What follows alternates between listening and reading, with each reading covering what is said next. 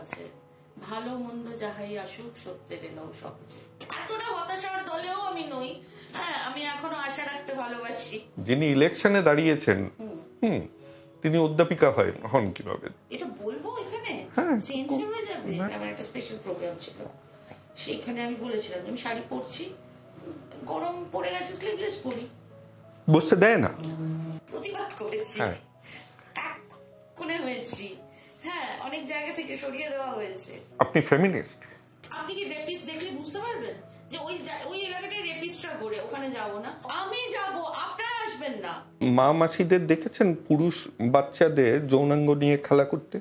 একজন মেয়ে top news চ্যানেলের টপে কোনো দিন কোনো মেয়েকে দেখেছেন? মানে আমার বাংলার কথা বলছি, আজকে আমি নাম করে বলছি, রামের বোতল ছিল পুরো খটখট খটখট করে দুজন মিলে গলায় ঢেলে চিৎপাত। আমি জানি এটা মৌপিয়ার কাজ, আমি জানি এটা মৌপিয়ার কাজ। এই পথ যদি না শেষ হয় তবে কেমন হতো তুমি বলো তো। মণিপুরা আয়ুর্বেদা, আচ্ছা, ওরা আপনার জন্য দুটো জিনিস পাঠিয়েছে, আগে ব্যাগটা দিয়ে দিই, তারপর কি আছে দেখা যাবে। Thank you. নমস্কার, আমি অনিমেষ আবার এলাম। আজকে একজনকে পেয়েছি, অনেক দিন অপেক্ষা করে একজনকে পেয়েছি। এই পুরো প্রফেশনের লোকেদের নিয়ে আমার অনেক প্রশ্ন আছে, কিন্তু তারা সবসময় অন্যদের প্রশ্ন করে বলে তাদের থেকে উত্তরগুলো নেওয়া যায় না। তো আজকে একজনকে পেয়েছি, বারবার করে বলছি কারণ আমি আজকে খুব এক্সাইটেড যে তাকে এই ঘরের মধ্যে বন্দি করে সব প্রশ্নের উত্তর বের করে নেব। তো একটু ব্যাকগ্রাউন্ড দিয়ে নিই।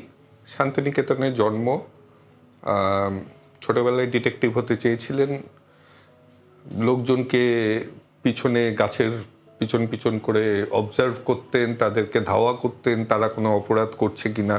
তারপর হয়তো দেখা গেল লোকটা তারই বাবার সাথে দেখা করতে গেছে। তো এরপরে তার ইচ্ছা হলো যে তিনি আর্টিস্ট হবেন, এর জন্য কলা বিভাগে শান্তিনিকেতনেই পড়াশোনা করলেন। মাঝে না বললে খুব অপরাধ হবে, তার এক চেলাই বলবো, চেলা তার বাড়িতেই ছিল, তার বোন, যে সব সময় দিদির ছায়াসঙ্গী হয়ে তাকে যেখানেই যেতেন তার পিছন পিছন ঘুরে বেড়াতেন, এবং সেটা তিনি নিজের মুখে স্বীকারও করেছেন। তো এইরকম চলছিল। কলা বিভাগে যাওয়ার আগে উনি একটু গল্প টল্প লিখতেন নিজের মতন করে, গান নাচ সব কিছু সাথেই যুক্ত ছিলেন। সেই সময় একটা জিনিস নিয়ে জানবো যে উনি দুটো কুকুর নিয়ে নাকি গল্প লিখেছিলেন, যেটা এখনো লোকেদের মনে পড়ে। তো সেই গল্পটা কি একটু বোঝার চেষ্টা করব এর মধ্যে। তো এই তো হলো শান্তিনিকেতন, সেখানে রাজনীতিও করলেন, লড়াই ঝগড়া আন্দোলন সব কিছুই হলো, করে তিনি কলকাতায় এলেন। কলকাতায় কলা বিভাগ থেকে লাফ মেরে সাংবাদিকতায়। এখন সেইখানে কলকাতায় কিছুদিন থাকার পরে তার মনে হলো একটু বাংলার বাইরে যাই, হায়দ্রাবাদে গেলেন। সেইখানে একজনের সাথে দেখা হলো, তখন মনে হলো তার সাথে সংসার বসাই, একসাথে থাকলেন। বিবাহ বন্ধনে কিছুদিন পরে ঢুকলেন, কিন্তু কেন ঢুকলেন সেটাও জিজ্ঞাসা করব। এইরকমভাবেই দিনটা চলছিল।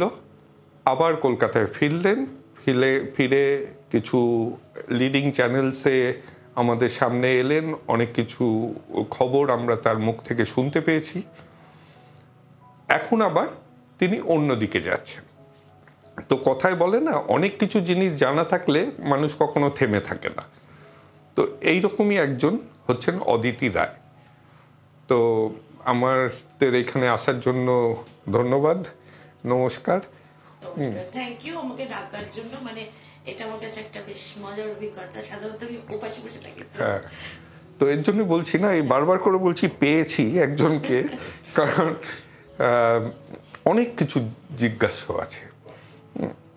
কিন্তু তার আগে প্রথম জিজ্ঞাসাটা আপনার এক বন্ধুর পাঠিয়েছেন, তার জিজ্ঞাস্য প্রশ্নটা আগে চালাই।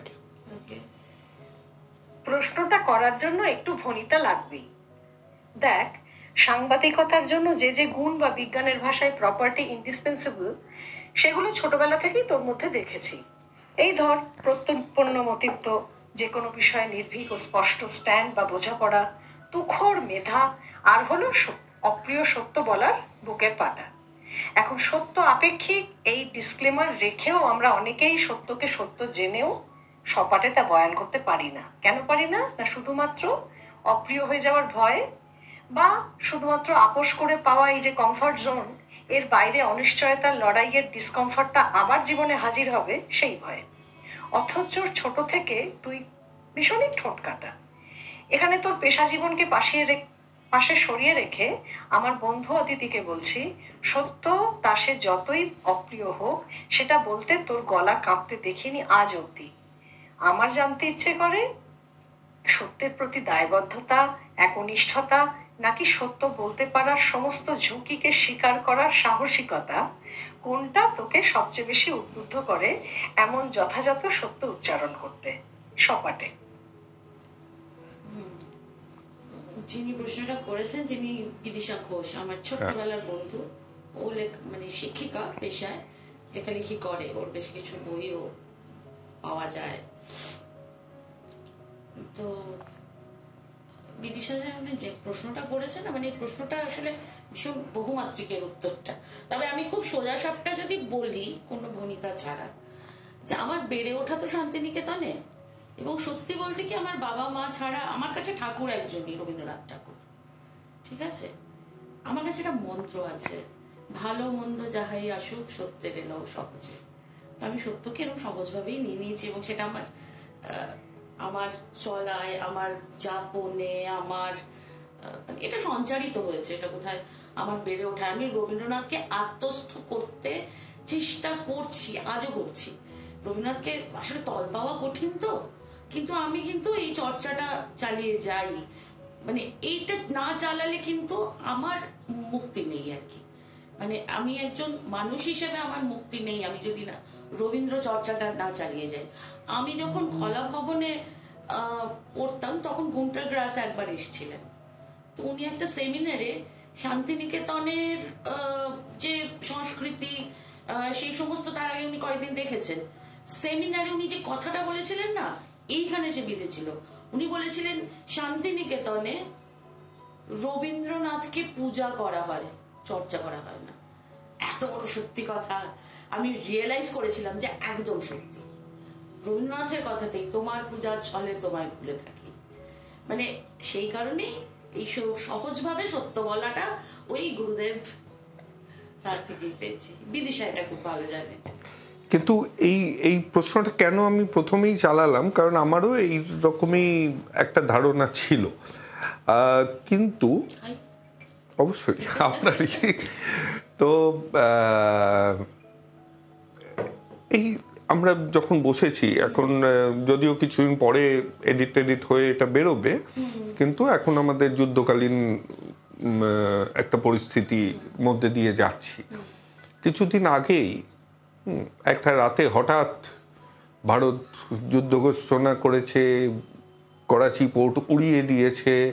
এইগুলো কিন্তু আপনাদের মানে বলছি না আপনি যেখানে কাজ করছেন, কিন্তু আপনাদেরই লোকেরা খুব সত্যভাবে এই মিথ্যাগুলো ছড়াচ্ছে। এবং সবচেয়ে খারাপ জিনিস কি, এমন হতেই পারে তার কাছে মানে খবরটা ভুল এসছিল। যেমন আমি বলছি, এই প্রশ্নটা না আমাকে বদলে দিতে হয়েছে, কারণ আমি জিজ্ঞাসা করতাম দ্য হিন্দু, তারা একটা খবর দিয়েছিল যে ইন্ডিয়ার একটা জেট শুট ডাউন করেছে পাকিস্তান, এবং সেই খবরটা ভুল। তার কিছুক্ষণ পরেই সেই খবরটা ওনারা নামিয়ে দিয়ে ওনারা স্বীকার করেছেন যে এটা ভুল খবর এসেছিল, এর জন্য আমরা সরিয়ে দিয়েছি। এটা প্রিন্টে এখনো হচ্ছে, কিন্তু টিভিতে দেখলাম সেই লোকগুলো পরের দিন একদম নির্লজ্জভাবে অন্য মিথ্যাতে চলে গেল, বলল না যে আগের দিন যেগুলো বলেছিলাম সব মিথ্যা। তো এইখানে নিজেকে তাহলে মানিয়ে নেন কিভাবে? নিতে পারি না তো, অলরেডি আমি বেরিয়ে এসেছি। তো এতদিন তো নিয়েছেন, এটা তো শুধু এই যুদ্ধের জন্য নয়। একটা কথা বলছি, আমি এমন একটা বাড়িতে থাকি, এমন আত্মীয় স্বজনের সঙ্গে থাকি যে তাদের অনেক ভাবনা চিন্তা আমি হয়তো মানিয়ে নিতে পারি না। এটা আমার কথা বলছি না, আমি একজন ব্যক্তি আর কি, আমি পারি না। কিন্তু আমি ভালোবাসি, ওই বাড়িটা আমার অভ্যাস, আমার ছোটবেলা, আমার ছোট থেকে বেড়ে ওঠা। সেরকমই এই সাংবাদিকতাটা আমার কাছে একটা অভ্যাসের মতোই হয়ে গেছিল, মানে এখনো আছে এই অভ্যাসের মতো। Once a journalist always a journalist, এরকম বলে লোক। তো ওই অভ্যাসটা বা ওই অ্যাটাচমেন্ট, ওই বন্ডিং, ওই পেশার প্রতি যে প্যাশন, সেটা তো ওরকম ভাবে যাবে না। এবার সেই পেশাটার মধ্যে কিছু বেনজল ঢুকছে, তার মধ্যে তার আদর্শটা বদলাচ্ছে। আমি খেলার মাঠ থেকে দৌড়ে দৌড়ে এসে ওয়ার্ল্ড দিস উইক দেখতাম। হ্যাঁ, আমি প্রণয়রাকে বলতাম আমার দ্রোণাচার্য, দূর থেকে শিখছি। তো সেই স্কুলিং আর আজকে ফেসবুকে বা ইনস্টাতে সেলিব্রিটিদের পোস্ট দেখে শিরোনাম করা যে পোর্টাল বা সংবাদ মাধ্যম যেগুলোকে লোকে নিউজ বলছে, যারা নিজেদের রিপোর্টার বলছে, তো এই জল ঢুকে গেছে সেখান থেকে। মানে আমি জানি না ধীরে ধীরে কিভাবে ডিসইলিউশন হবে যারা সত্যি সত্যি সাংবাদিক হতে চায়, যে সমস্ত ছেলেমেয়েরা এখনো অ্যাসপায়ারিং, তারা কতটা এই পেশার প্রতি সম্মান বোধ করে এখনো, বা সেই পেশার প্রতি কতটা সেই প্যাশনটা বোধ করবে, আমি এখনো জানি না। আমি খুব একটা, আপনি এখনো পাচ্ছেন এমন লোক যারা সত্যিকারের সাংবাদিক হতে চায়? আছে তো কিছু বটেই, মানে দু একটা ইনস্টিটিউটে। মানে দেখেছেন কাউকে এখন উদীয়মান একজনকেও, মানে কলেজে পড়ছে কিংবা বেরিয়েছে ইন্টার্নশিপ করছে, যারা সত্যি গ্ল্যামারটা ছেড়ে সাংবাদিকতাটা করতে চায়? নয়, খুবই কম সংখ্যক। কারণ আমার চোখে তো খুব কমে গেছে, মানে আছে কিছু, একদমই খুবই কম। এতটা হতাশার দলেও আমি নই। হ্যাঁ, আমি এখনো আশা রাখতে ভালোবাসি। তারা গ্ল্যামারটাই বেশি পছন্দ করছে ম্যাক্সিমাম, কারণ এবং তাদের দোষ দিয়ে লাভ নেই। চিরদিনই অনেক, সেটা কিন্তু আমি নিজে দেখেছি। চিরদিনই, আমি বহুদিন আগে আমি কোথাও একটা ক্লাস নিতে গিয়েছিলাম, নাম করছি না, একটা ইনস্টিটিউটে, সেখানে ক্লাস নিতে গিয়েছি। বেশিরভাগ ছেলে মেয়ে তারা অ্যাঙ্কার হবো, অ্যাঙ্কার হতে গেলে যে তোমাকে প্রাথমিকভাবে সাংবাদিক হতে হবে, নিউজ ফর মানে নোজ ফর নিউজ থাকতে হবে, সেই জায়গাটাই ওরা জানে না। ওরা অ্যাঙ্কার হবো মানে আমাকে, সেটা তো পরের কথা, সেটা পরের কথা। আমি আপনার এক্ষুনি যেটা জিজ্ঞাসা করলেন না, আপনার একটা খবর আমি জানলাম কিভাবে। আমি কিন্তু সাংবাদিক নই, আমি পড়াশোনা করেছি ইঞ্জিনিয়ারিং। তুরি বাংলাটা শুরু করেছি এই কারণেই যে যখন আমার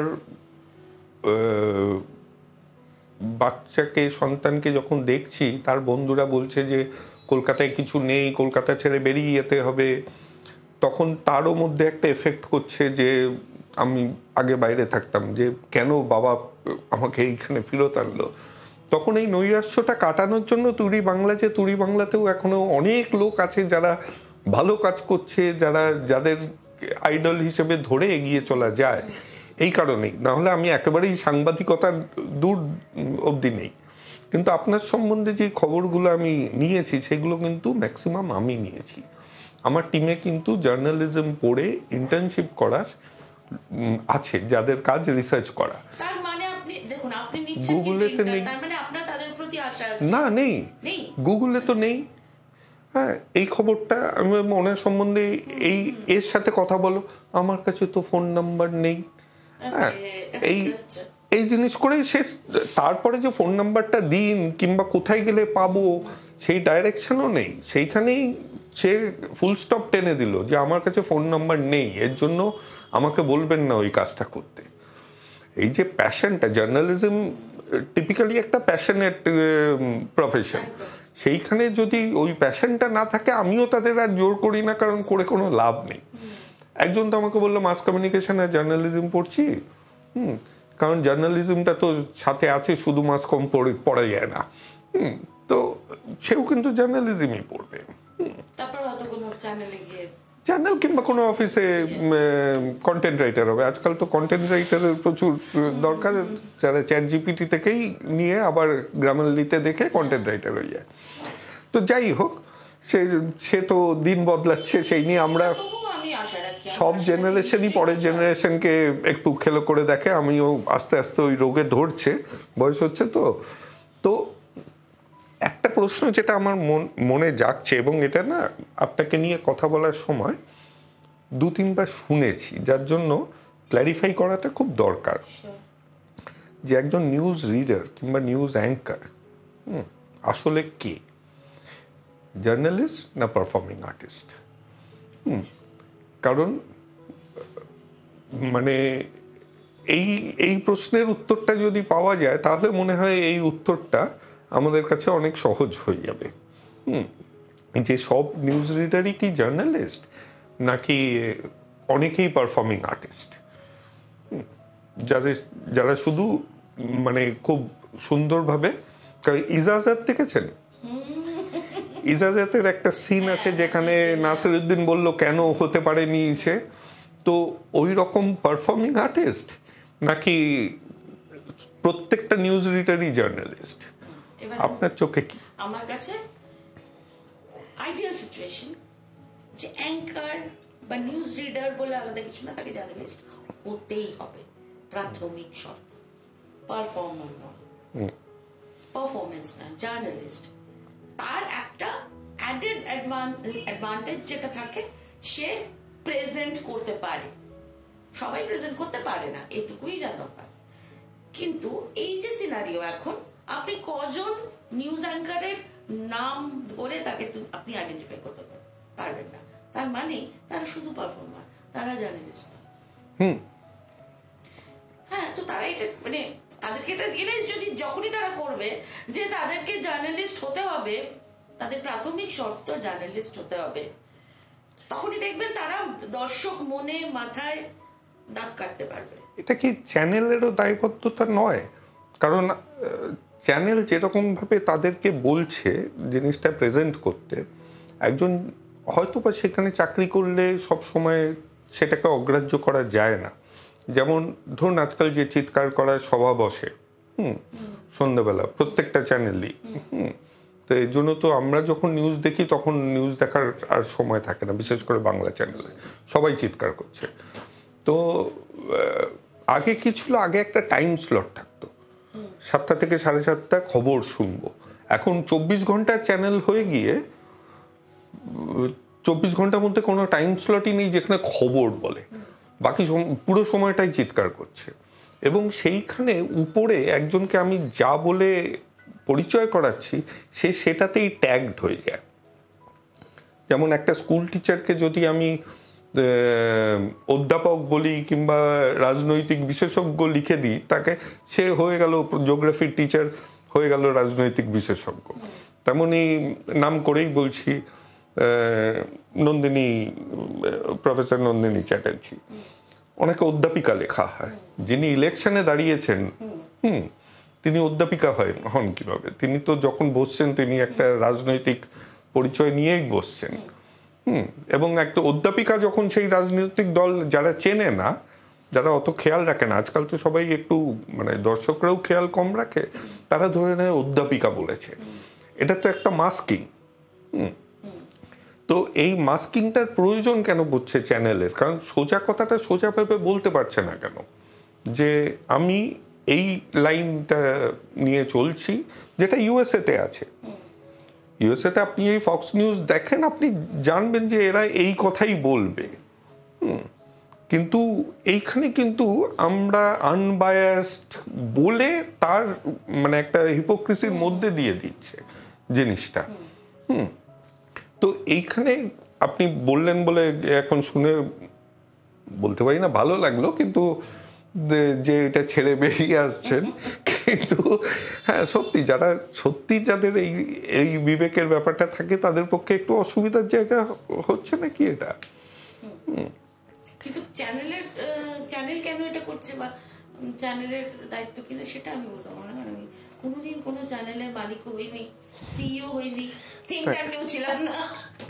জিজ্ঞাসাও করেননি যে কেন করব? জিজ্ঞাসা করিনি, হ্যাঁ জিজ্ঞাসা করিনি, প্রতিবাদ করেছি, এক কোণে হয়েছি, হ্যাঁ অনেক জায়গা থেকে সরিয়ে দেওয়া হয়েছে, এসব হয়েছে। কারণ আপনার তো আচ্ছা একটা জিনিস কনফার্ম একটু করবো, আপনি খাস খবরও কিছুদিন করেছেন না? খাস খবর, ইটিভি, আকাশ, বাংলা, তারপর 24 ঘন্টা, তারপর কলকাতা।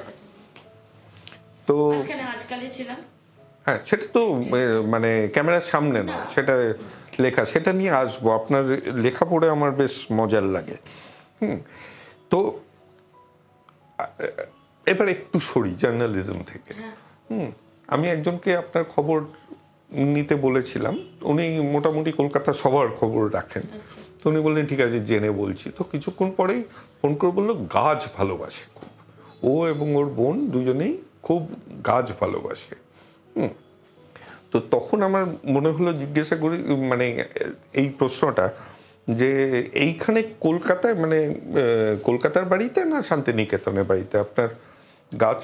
দুটো বাড়িতে। শান্তিনিকেতন বাড়িতে অনেক বড় জায়গা, অনেক গাছ, বড় বড় গাছ। এখানে ছোট ছোট ব্যালকনিতে যেরকম ভাবে লোকে। কলা গাছ আছে শান্তিনিকেতনে? হ্যাঁ হ্যাঁ। জুঁই ফুল? হ্যাঁ জুঁই ফুল তো এখানেও আছে। কয়েকটা গাছের নাম বলছি, লেমন গ্রাস। লেমন গ্রাসটা শান্তিনিকেতনের বাড়িতে আছে এখানে। আচ্ছা, বার্ড অফ প্যারাডাইস সেটা কি, কোনটা? একটা এরকম লাল রঙের মানে পাতার মতনই ফুল। শান্তিনিকেতনে অনেক ধরনের ফুল আছে, অনেক কটার নাম আমি মানে জানি না আর কি। মানে সূর্যমুখী? হ্যাঁ সূর্যমুখী তো সময় যখন মানে অনেক চাষ হয় সূর্যমুখী। অ্যালোভেরা? হ্যাঁ অ্যালোভেরা দু জায়গাতেই আছে। এগুলো জিজ্ঞেস করার কারণ আছে, আমি আসছি সেটাতে। কারণ তার আগে একটা কুইজ। আপনাকে 4টে ছবি দেখাচ্ছি, এই ছবিগুলোর মধ্যে এইগুলোর নাম জানেন কিনা?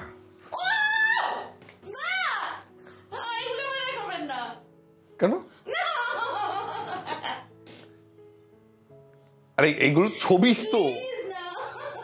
আমি জানি এটা মৌপিয়ার কাজ, আমি জানি এটা মৌপিয়ার কাজ। আরে এইগুলো তো ছবি, জাস্ট আমি উঠে চলে যাবো এখান থেকে। তো আচ্ছা, তো এবার আমি বলি, এটা কিন্তু ঠিক নয়। আমি এই রকম রিয়াকশন এক্সপেক্ট করিনি, কিন্তু যাই হোক। তো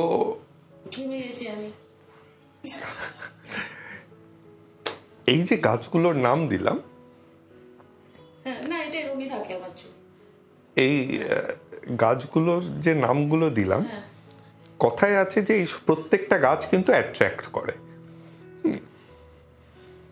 তো আপনি বললেন আপনার বাড়িতে এই গাছগুলো আছে, কিন্তু আমাদের শান্তিনিকেতনে এখানে তো আমি অনেক উঁচুতে থাকি। হ্যাঁ সেখানে, এইখানে না, আমি শান্তিনিকেতনটাই এর জন্য বললাম। শান্তিনিকেতনের বাড়িতে আমার ইয়েতে সপ্তাহে সপ্তাহে লন ইয়ে করা হয় পরিষ্কার, সপ্তাহে সপ্তাহে চারিদিকে অ্যাসিড দেওয়া হয়, কার্বলিক অ্যাসিড, ওষুধ। কার্বলিক অ্যাসিডে কিচ্ছু হয় না। মালিরা ভীষণ ভাবে, প্লিজ আপনি আমি উঠে চলে যাবো, এই ইন্টারভিউ দেওয়া আমার পক্ষে আর সম্ভব না।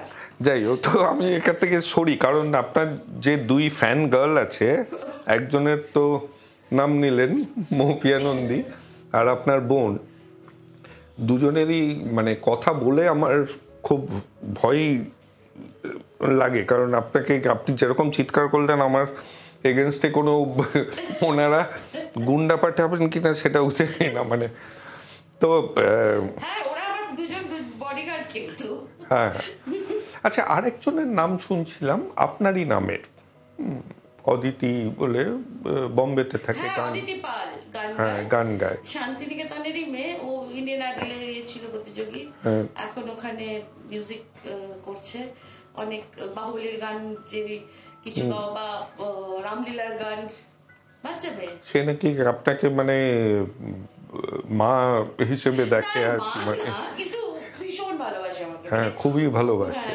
ওর কথা আপনাকে কে বললো? খোঁজ পেলাম তো। হ্যাঁ ও ভীষণ, ও আমার স্কুলের জুনিয়র, কিন্তু খুব ভালোবাসে আমাকে। আচ্ছা, আপনার ঠিক আছে, এই থেকে এই ছবি কুইজটা যখন করলেন না তখন আমি ভেঙেই তখন একটা দুটো প্রশ্ন যেগুলো এসছে সেগুলো চালাই। দিদি ভাই, তোর আর বাবাইয়ের ডুয়েট গানটা গেয়ে শোনাবি? এটা ভালো, আমি আর বাবাই গাইতাম। এই পথ যদি না শেষ হয় তবে কেমন হতো তুমি বলো তো। এবং তারপরে অনেক বছর বাদে যখন আমি পিকু সিনেমাটা দেখলাম অমিতাভ বচ্চন আর দীপিকা পাডুকোন ঠিক এই গানটা গাইছে। এবং হ্যাঁ, একই টাইপের রিলেশনও, এবং বাবার মেয়ে, সেই তো বলছি। এবং এই গানটা গাইছে। আমার না এখনো বলছে আমার গানটা দিচ্ছে, মানে তখন আমার বাবা নেই, এই আর কি। শুনি এই গানটা আমার বাবাই, এটা কে করবে? এই পথ যদি না শেষ হয় তবে কেমন হতো তুমি বলো তো, তুমি বলো। এটা এই, আর আমি বাবাইকে বলতাম না না তুমি বলো। আমাকে যেটা শুনলাম, মানে চারজন প্রায় বন্ধুই বলা চলে আপনাদের সংসারের, আপনার বাবা মা আর দুই বোন। একদম, মানে কোনো কিছুই নাকি গোপন থাকতো না। আমি তো আপনারা দুই বোনে নাকি কোনো মারপিট করেননি? হ্যাঁ, কে বলেছে? আমার বোন সেটা বলেছে। আমরা চুলোচুলি করেছি, তাই না? একটা ছবি তোলা, মানে একটা ছবি পুরোনো অ্যালবাম ঘাটতে ঘাটতে, ছোটই আমরা, কে ছবিটা তুলেছে? আমি বলছি এটা আমি তুলেছি। বলছে না দিদিভাই এটা বাবাই তুলেছে। আমি বলছি এটা আমি তুলেছি। করতে করতে দুজন মিলে দুজনের চুলের মুঠি ধরে, মানে ও আমাকে খুব একটা মারতো না, আমি মারতাম, কিন্তু বাবা মা সেইখানে ইন্টারফেয়ার করতে এলে আমরা আবার এক হয়ে যেতাম, কারণ তোমরা আমাদের মধ্যে কথা বলবে এরকম। আচ্ছা, মানে আপনার বাবা মার কথা এই ওনার প্রশ্নগুলো করে আমি আসছি। হ্যাঁ, উনি 3টে প্রশ্ন পাঠিয়েছেন পরপর। দিদি ভাই, ছোটবেলায় তোর প্রিয় 2 সঙ্গীতকারের নাম বল। আচ্ছা গুগল, তুই যাচ্ছে তাই করছে।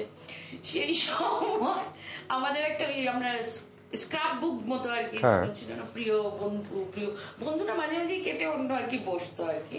তো যাই হোক, বিভিন্ন কিছুই সবকিছুই বসতো আর কি, চেঞ্জ তো হতেই থাকে না। তো প্রিয় সঙ্গীতকার পাশাপাশি 2টো নাম ছিল আমার, প্রিয় মিউজিশিয়ান 2জন। কারা? সেটা শুনলে মানে লোকজন আমাকে মানে তাড়া করবে, আমার ইমেজ পুরো একদম বলতেই হবে রবীন্দ্রনাথ ঠাকুর আর বাপি লাহিড়ী। হয়তো বলতে গেলে আমি হয়তো এরকমই নিতাম, কারণ আমারও এইরকম কারণ আমার মনে আছে আমি যখন লং ডিস্টেন্স ড্রাইভ করি, আমার একটা পেন ড্রাইভ আছে গানে, সেটাতে কিশোরের রোম্যান্টিক গান চলে, তারপরেই চন্দ্রবিন্দুর বাজিয়ে কালি লক্ষ্যাপালি। কারণ আমার এটাই মাথায় চলে যে তাহলে ঘুমোবো না, মানে আপ ডাউন যদি করতে থাকে গানের টেম্পো, তাহলে তেমনই রবীন্দ্রসঙ্গীত শুনে বাপি লাহিড়ী ডিস্কো ডান্সার শুনলে হয়তো ঘুম আসবে না। কোন জায়গা থেকে এটা তখন ভীষণ এরকম ব্যাপার ছিল। 3য় প্রশ্ন।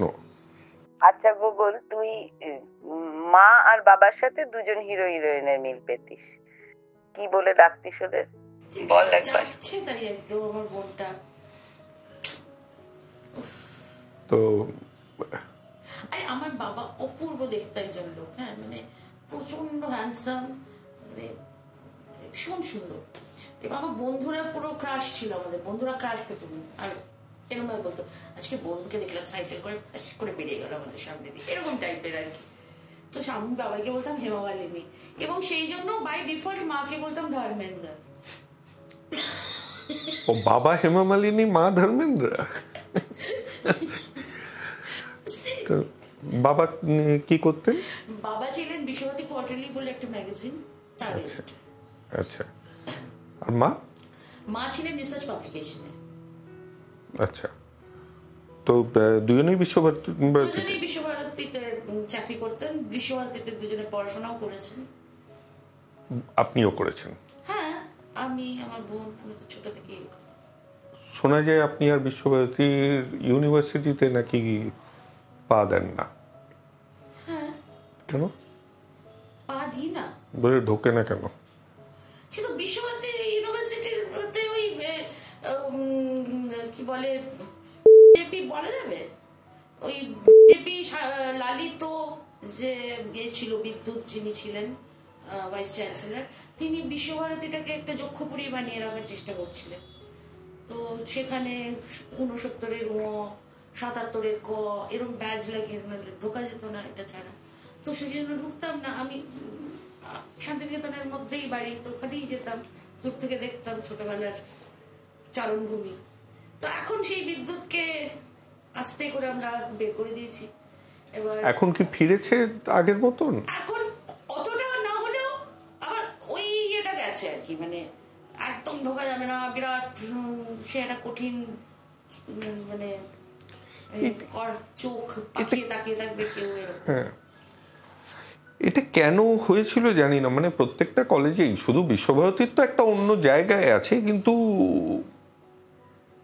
মানে যে কোনো কলেজেই তো মানে আগের স্টুডেন্টরা অ্যালুমনাই ঢুকবে, তাতে ম্যাক্সিমাম রোল নাম্বার দিয়ে হয়তো ভেরিফাই করতে পারে অ্যালুমনাই, কিন্তু ঢোকা যাবে না এইরকম ভাবে এটা করার তখনও যুক্তিটা বুঝিনি। এটাই আমার মনে হয় কি, ওই এরা তো এটাকে একটা যন্তর মন্তরের ইয়ে বানিয়ে রাখার চেষ্টা করছে ঘর। হ্যাঁ, যন্তর মন্তর মেশিনটা যাতে অন্য কোন রকম বাইরের কোনো মানে প্রভাব না পড়ে, তাহলে যন্তর মন্তরের কাজটা থাকবে না আর কি, মানে অতটা ওয়ার্ক করবে না। যন্তর মন্তরের রেফারেন্সটা নিশ্চয়ই আপনি বলেছেন। তো তো মানে আমাদের দিল্লিরটা নয়, দিল্লিরটা নয়, মানে তো জানার কোনো শেষ নাই, জানার চেষ্টা বৃথা তাই। আচ্ছা, এবার প্রসঙ্গটা একটু শান্তিনিকেতন থেকে বেরোই। আপনি ফেমিনিস্ট? মানে সেটি আজকাল এই শব্দটা তো চলে খুব, তাহলে ছোটবেলাতেও শুনেছি, শুনেছি প্রতিমা বেদি উইদাউট ব্রা বিচে দৌড়চ্ছেন, সেটা একটা ফেমিনিস্ট। সেটা ফেমিনিস্ট নয়, সেটা তার ইচ্ছা।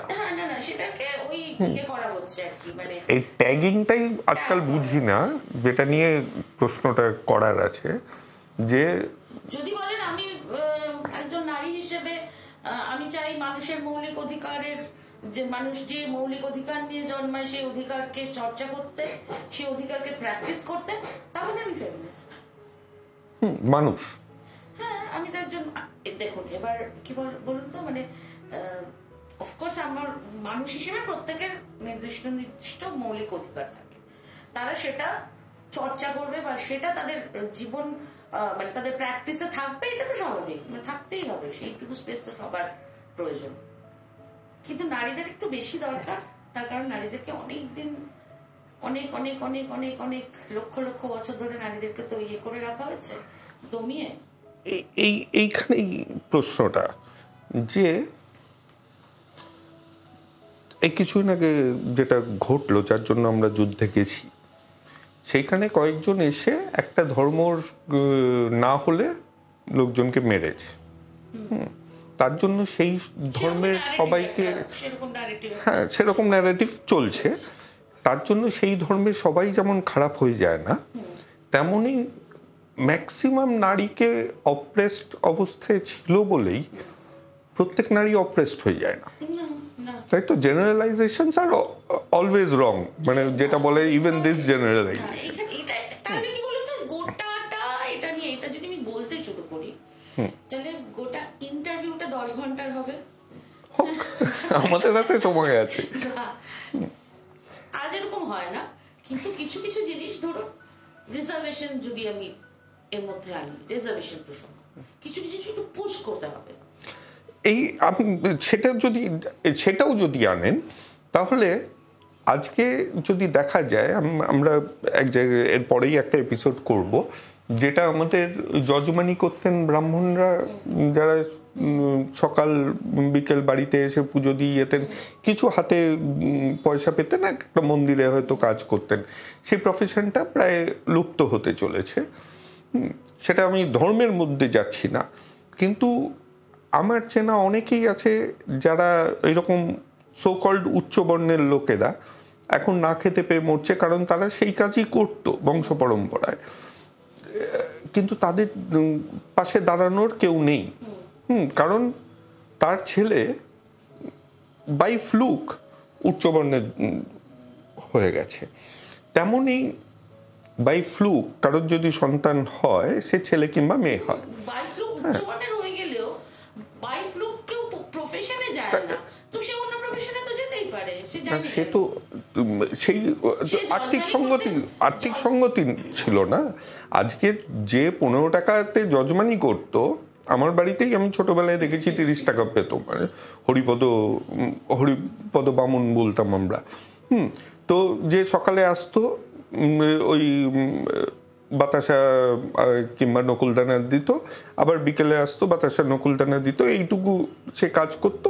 আর একটা বড় পুজো হলে সে মোটামুটি ভালো পয়সা পেত। তো আজকে তার সন্তান, তার হয়তো সেই রকম আর্থিক সঙ্গতি ছিল না বেশি পড়াশোনা করার, তারও তো একটা সমাজের থেকে সাপোর্ট দরকার ছিল। এবার কোনখানে কোন জায়গায় কে অফিসার হতে হবে না, সে রিকশা টানতে পারে, সে মুদির দোকান দিতে পারে, সে পারে তো, ব্রাহ্মণ দিতে না না না সে হয়তো আজকে সেটাই করছে, আমি তো জানি না।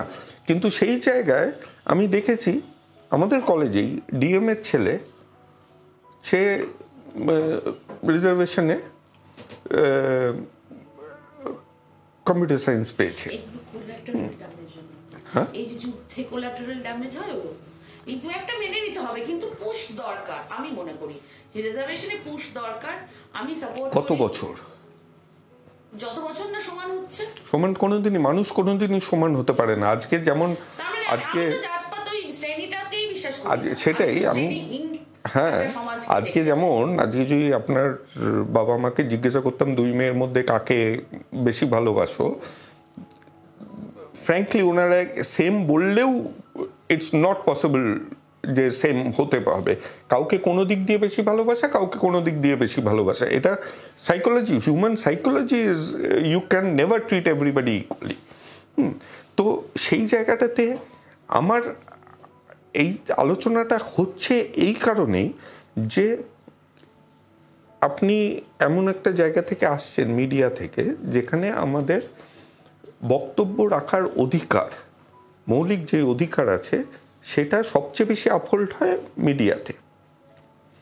কিন্তু এই দুটো ইস্যুতে, এক রিজার্ভেশন, এক জেন্ডার, আজকাল যেন কোনো রকম প্রশ্ন তোলাটা অপরাধ হয়ে যাচ্ছে, লোকজন প্রশ্নই তুলতে দিচ্ছে না। তাতে কি সমাজে প্রশ্ন না করলে যে তুমি এটা কেন করলে, দিচ্ছে না।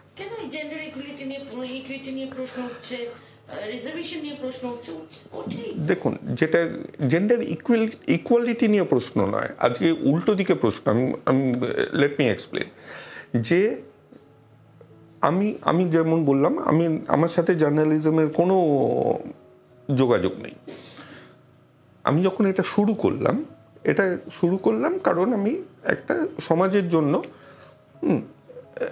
সোশ্যাল এন্টারপ্রেনারশিপই বলতে পারেন। যদি আমার কাছে, আমি এই কিছুদিন আগে একটা লেকচার দিয়ে এলাম যে social entrepreneurship is a big bluff, কারণ every entrepreneur has social obligation. Social entrepreneurship আবার কি?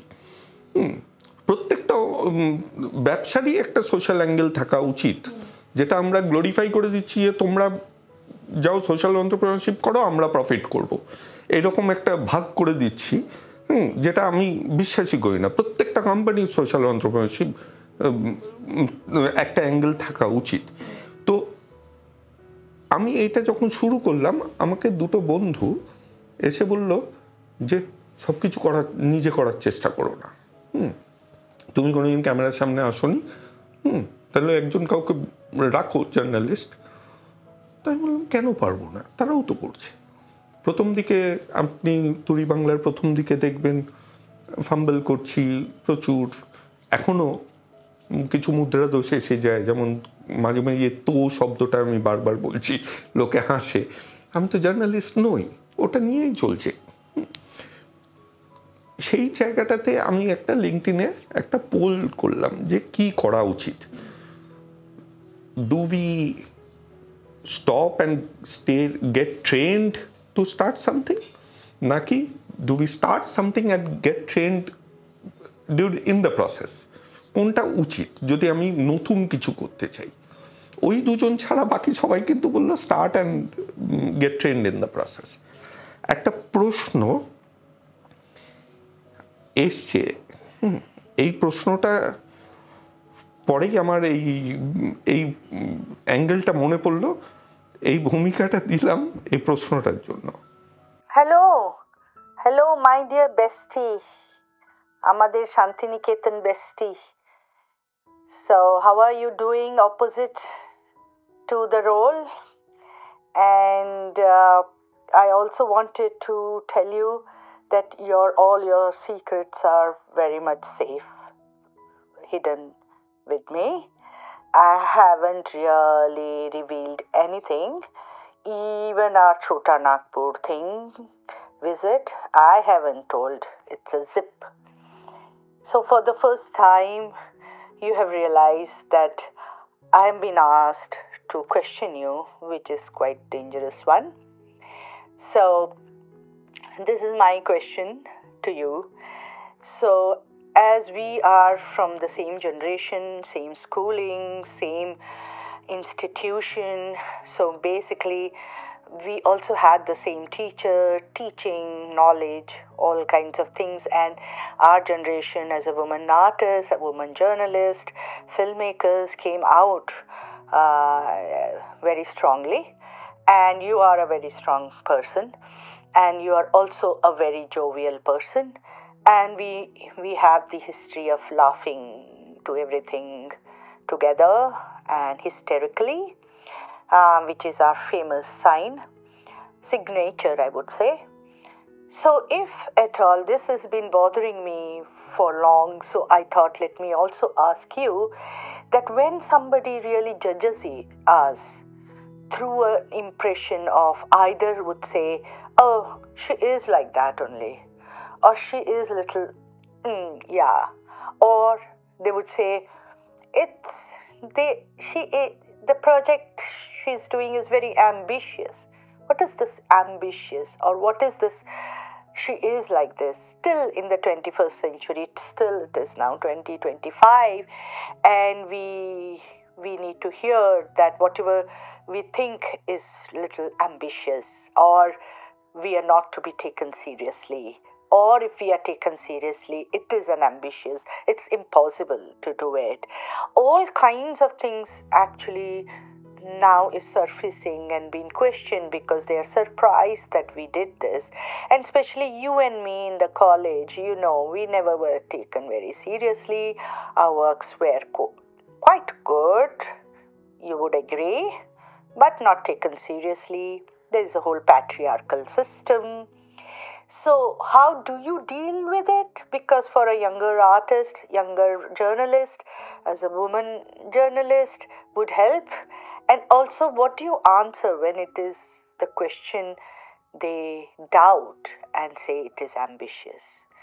So that is my question for you, my dear. And I hope you're enjoying your interview. And all the best. And we talk soon. Bye. Bye, Archie. Love you. একদম ঠিক বলেছে যে মানে ও যেটা এগুলো বলছিল না, মানে কলেজে সত্যি আমরা ওটা বলে চলো এখন হাসবো 1 ঘন্টা, আমরা চাতালে বসে কলম চাতালে বসে আমরা হাসতে শুরু করে দিলাম এবং নন স্টপ হেসে যাচ্ছি। তো আমাদেরকে সত্যি সিরিয়াসলি লোকজন নিত না। এখনো অনেক সময় আমি ভীষণ হাসি, ভীষণ আস্তে আস্তে কাউকে মেরে দিলাম। হ্যাঁ, মানে ছেলে মেয়ে ওইভাবে আমি কোনোদিন আলাদা করিনি। বা এই দেখুন না কিভাবে বসে পড়েছি, মানে বেশ সুন্দর করে, মানে ওই ভীষণ গ্রোমড, ভীষণ সফিস্টিকেটেড, ভীষণ ওইভাবে নিজেকে প্রেজেন্ট করা জীবনে করিনি, কাজে আমিও সত্যি সিরিয়াসলি নিইনি। আর যেটা আপনাকে ইন্টারাপ্ট করলে দিয়েছেন না, কারণ এইটা বলছি, কারণ এটাও আমার জানার দরকার। এই যে যেরকম ভাবে পা বেঁকিয়ে বসা, অদ্ভুত ভাবে পায়ের উপরে পাতলা, মেয়েরা ছেলেদের থেকে অনেক বেশি ফ্লেক্সিবল বডি হয়, মেনে নিচ্ছি, কিন্তু সেই অদ্ভুত পায়ের উপরে পা তুলে বসা, এইগুলো করতে অসুবিধা হয় না? আমি তো বলছি ওটা লোকনাথ বাবাকে জিজ্ঞেস করুন কি সুন্দর বসে। হ্যাঁ, তো ওটাই বলছি, মানে ওরকম ভাবে সবাই যেন যোগাসন করে। আমি বলে দিচ্ছি, জানি আমার প্রচুর লোক, মানে লোকজন আর কি তাদের ধর্মের আবেগে, ওটা যোগ ব্যান, ধর্মীয় আবেগ, ওটা ভুজঙ্গাসনের ওই পশ্চার। আমি সেটাই বলছি, মানে অবাক হয়ে যায় যে সবাই ওই অত সুন্দরভাবে আর আনকমফোর্টেবল ভাবে বসতেও পারে। আমি জাজ করছি না, আই এম নট জাজমেন্টাল। না, আই এম অলসো নট জাজিং, আই এম অ্যাপ্রিসিয়েটিং যে কেউ ঘন্টার পর ঘন্টা ওরকম বসে থাকতে পারে। যেটা আমি পারি না অন্যরা পারে is always a thing of appreciation. ওটা দের is nothing to look down upon. আমি পারবো না। তো যেটা বলছিলাম, তো সেই এটা দেখেছি একজন ওমেন, আপনি বলছিলেন না যে মিডিয়া থেকে এসেছি আমরা, সেই অর্থে অনেক প্রিভিলেজড, আমরা আমাদের কথা বলতে পারি, কিন্তু তা সত্ত্বেও একজন মেয়ে হিসেবে অফিসে দেখেছি যে কিভাবে আর কি তাকে সাইড করা হয়, তার কথা কিভাবে, আচ্ছা ঠিক আছে বলছে একজন মেয়ে টপ নিউজ চ্যানেলের টপে কোনো দিন কোনো মেয়েকে দেখেছেন, মানে আমার বাংলার কথা বলছি, আজকে আমি নাম করে বলছি, ঠিক আছে, মৌপিয়া নন্দী, তার যোগ্যতা নিয়ে কোনো সন্দেহ নেই একজন সাংবাদিক হিসেবে, কিন্তু সে কিভাবে ভাবে না ভাবে তা নিয়ে অনেকের অনেক রকম মতবিরোধ থাকতে পারে, আমার সাথেও মতবিরোধ হয় মৌপিয়া, ঠিক আছে, কিন্তু আজ অব্দি ওই মেয়েটা যখন অঞ্জন বন্দ্যোপাধ্যায় চলে গেলেন, প্রয়াত হলেন, মৌপিয়া ডেপুটি এডিটর ছিল 24 ঘন্টায়। অঞ্জনদা চলে যাওয়ার পর তখন কোনো এডিটর আসেনি, জয়েন করেননি, 3 বছর ও এডিটরের কাজটাই করেছে, কিন্তু ওর পদটা ছিল ডেপুটি এডিটরের। এটা একটা ছোট উদাহরণ, এরকম উদাহরণ লক্ষ লক্ষ সমস্ত প্রফেশনে, সমস্ত বাড়িতে, সব জায়গায় আছে। আজও আমি আর অয়ন কোথাও পাবে, রেস্টুরেন্টে, কোথাও গিয়ে খেতে গেলে অয়নকেও থাকতে হবে না, আমার সঙ্গে যে কোনো একটা বাচ্চা ছেলে থাকলেও, মানে আমার থেকে হয়তো ছোট ছেলেটা 5 বছরে, ওয়েটার এসে বিলটা তার হাতে দেবে। I rest my case. এবার আমি একটু মানে যেটা বললাম যে প্রশ্ন করার অধিকার আমার আছে, না এইটার প্রশ্ন, আমি এটা মানি না যে আমি মহিলা কেন্দ্রিক কোনো কথা বললে সেটাকে আমি প্রশ্ন করতে পারবো না, আমার কনভিকশন দরকার, কারণ I have also grown up in a patriarchal system. আমি আপনাকে নিয়েই যখন এই যাদের নাম করলেন এনাদেরই সাথে যখন কথা বলেছি তখনই বলেছি যে আমি এই টাফ কোয়েশ্চেন করি, তাহলে উনি কি আমার সাথে ডিবেটে ঢুকবেন নাকি ওনার চোখ ছলছল করবে, which is a patriarchal question, কারণ মহিলা পুরুষ হলে আমি এই প্রশ্নটাই করতাম না। তারা কি বলেছে? তারপর হচ্ছে চোখ ছলছল করবে না, হ্যাঁ সেটাই বলেছে মেনলি। এবার আমি আমার একটু ব্যাকগ্রাউন্ড দিই। আমি জীবনে পড়াশোনা করিনি, কোনো মতে খড়গপুরে ঢুকে গেছি এবং ওইখানেও পড়াশোনা করিনি। এবার ফাইনাল ভাইভা দিচ্ছি, সব প্রফেসররা বলছে চাকরি পেয়েছো, তাদের কাছে এটা কিন্তু বড় একটা জিনিস যে অনিমেষ গোস্বামী চাকরি পেয়েছে, যে কোনো ক্লাসই করেনি, সব সময় কিছু একটা বাঁদরামও করছে। আপনার বন্ধুর সাথে আপনাদের কথাবার্তা সম্বন্ধে জানতে আমি সেই দিনে ফেরত গেছিলাম, আপনারাও শুনলাম গ্রামটাম দুমদাম করে চলে যেতেন। হ্যাঁ, তো এইখানে যখন এই জিনিসটা চলছে না, তখন আমার কিন্তু কখনো মনে হয়নি আমি পুরুষ বলে আমার সাথে করছে, হয়তো বা স্টুডেন্ট বলেই করছিল।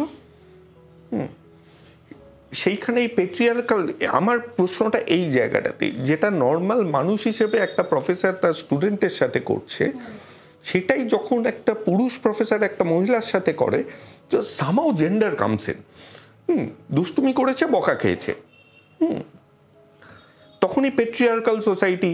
এটাই যদি মহিলা প্রফেসর যখন একটা পুরুষ স্টুডেন্টকে বকে, তখন কিন্তু আমরা বলি না যে উনি ফেমিনিস্ট বলে আমাকে বকা দিলেন। এই জিনিসটা আমি অফলেট প্রচন্ড বেশি দেখছি। আমি আপনাকে ছোট্ট একটা, মানে অনেক আমাদের মানে যারা কি পুরুষ শিক্ষক, তারা আমাদের বকলে আমরা কোনোদিন মনে করি না, ওনার প্রশ্নে পেট্রিয়ার্কাল শব্দটা ব্যবহার করেছেন যে আপনাদের কথা কাজ সিরিয়াসলি নিত না because it's a patriarchal system.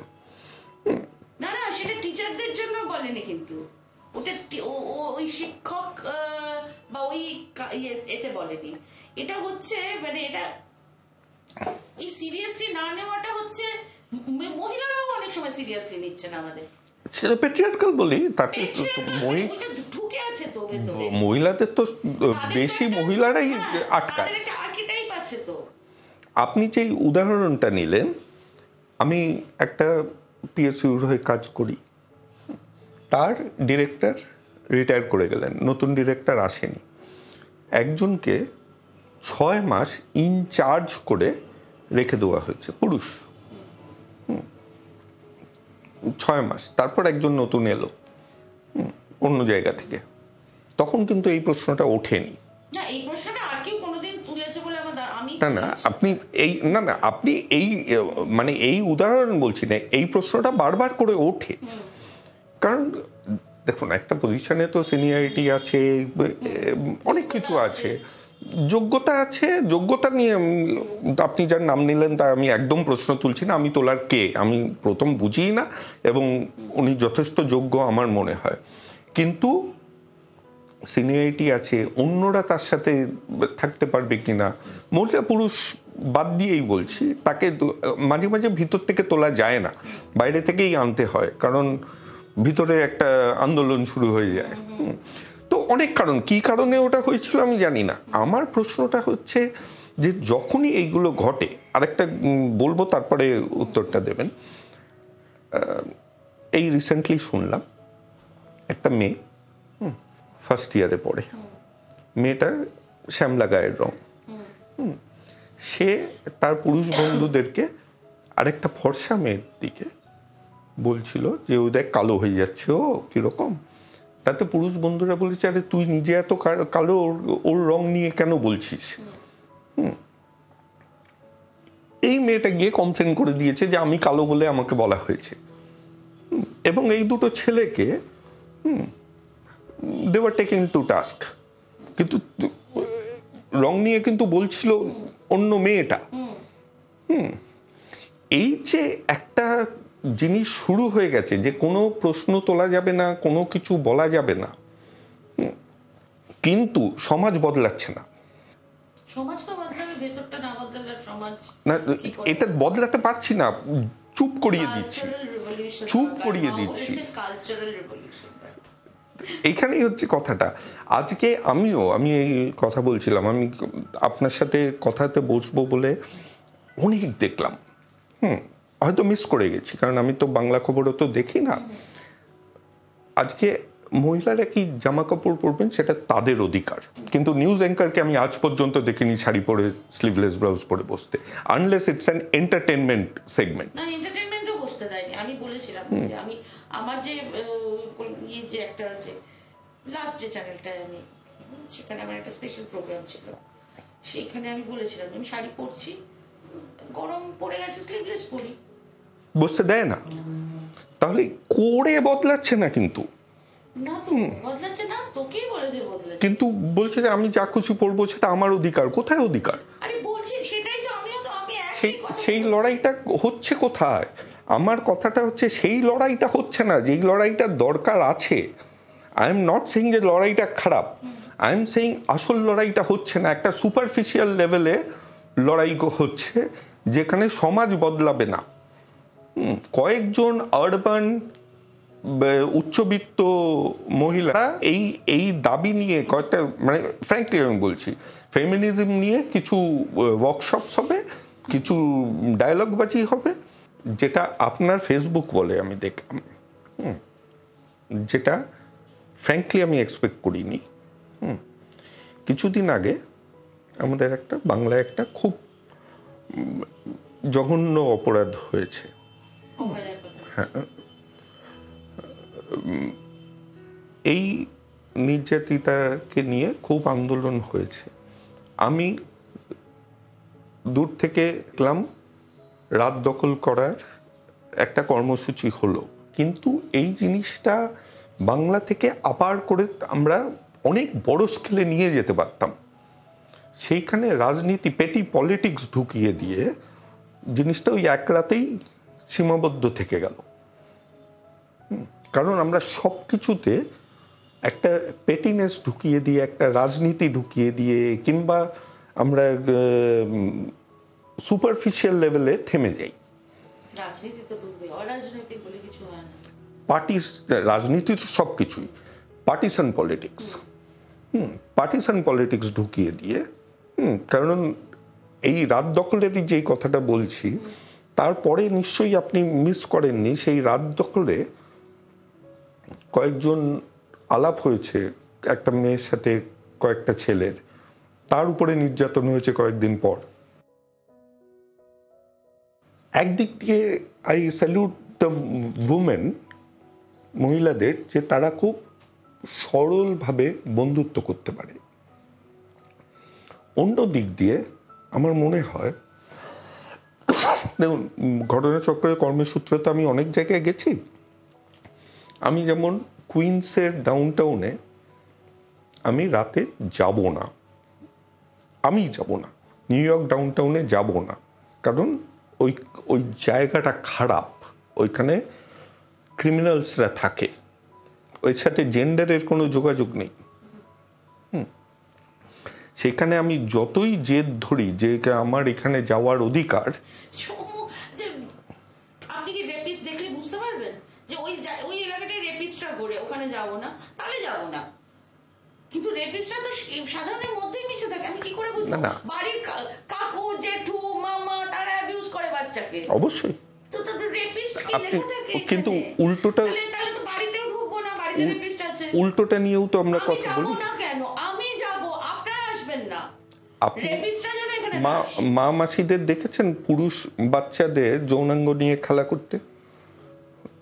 যারা বাচ্চা হাসির ছলেই দেখেছেন তো, কোনো রকম প্রতিবাদ ওঠে না। যেটা খারাপ সেটা খারাপ, সেখানে জেন্ডার ঢুকিয়ে দেওয়াটাতে অসুবিধা। জেন্ডার যে ডিসক্রিমিনেশন সেটা এক্সিস্ট করে কি করে না? করে, কিন্তু আসল না, আমার কথা হচ্ছে প্রতিবাদটা অন্য জায়গায় হচ্ছে।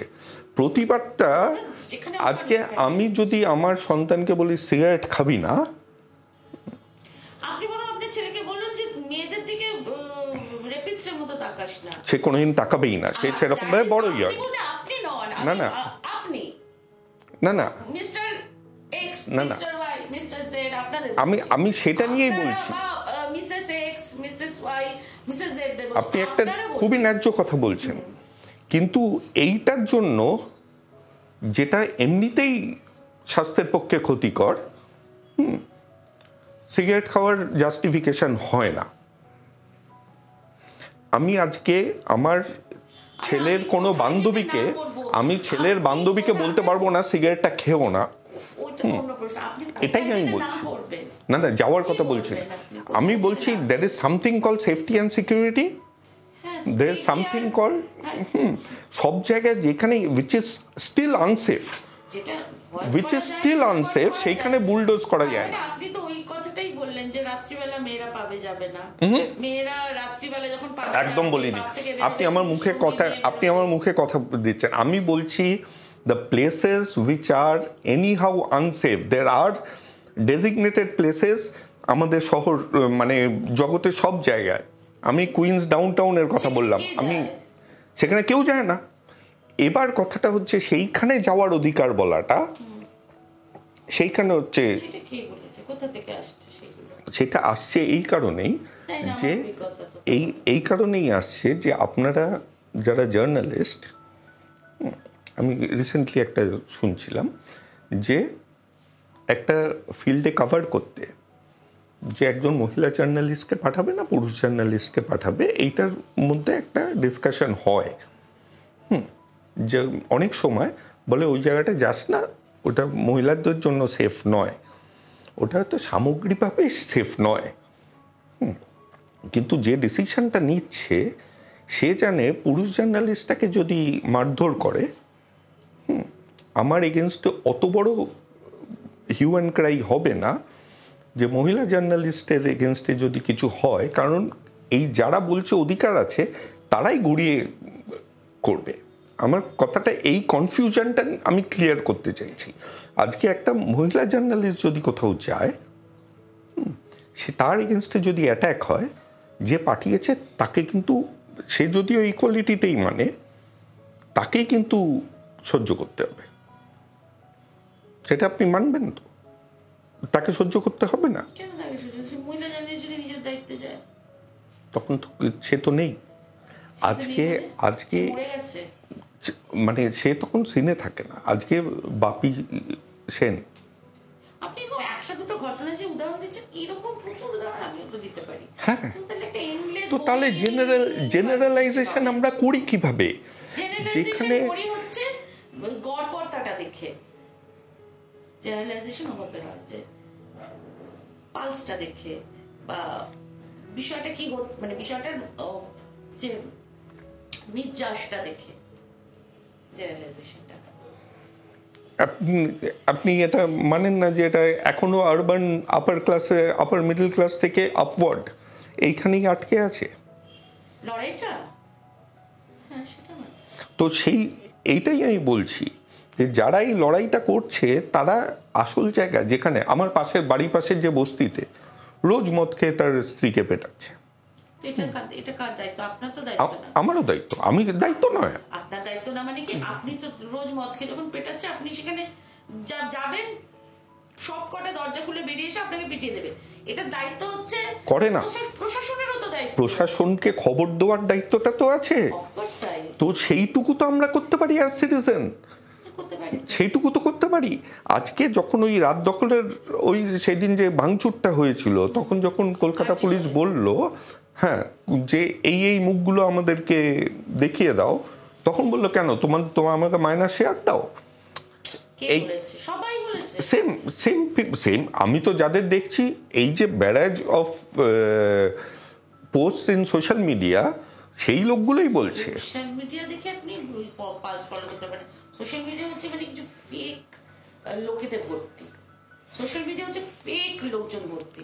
তারা হচ্ছে যখন যেদিকে মনে হচ্ছে যে হাওয়াটা ঘুরছে, সেদিকে পাট করে ঘুরে গেলাম আর কি। একটা গায়ক সে কি বলেছিল, সে হয়তো, আমি জানি না সে ইংলিশ মিডিয়ামে পড়েছে কিনা, সে বাংলায় একটু ইংলিশ বলতে গিয়ে সে হু ইজ কে ম্যান বলে ফেলেছিল। হ্যাঁ, সে গায়ে ভালোই। এই ক্যান্সেল কালচার, তাকে যেন তার জন্যই মৃত্যু হয়েছে এরকম একটা ব্যাপার হয়ে গেল। এবং সেটা আমাদেরই বন্ধুরা করেছে।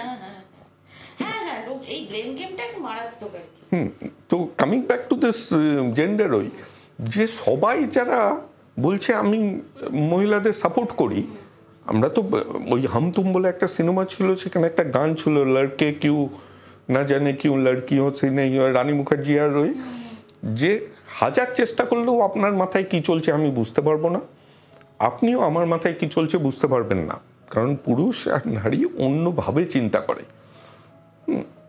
তো এই যে পুরুষ, নারীবাদী পুরুষ, আমি তো শুনলেই আমার মনে হয় যে চোখ দেখি, এ কি সত্যি জেন্ডার নিউট্রাল চোখ, নাকি এই ফাঁকে নারীটার কাছে যাওয়ার চেষ্টা করছে?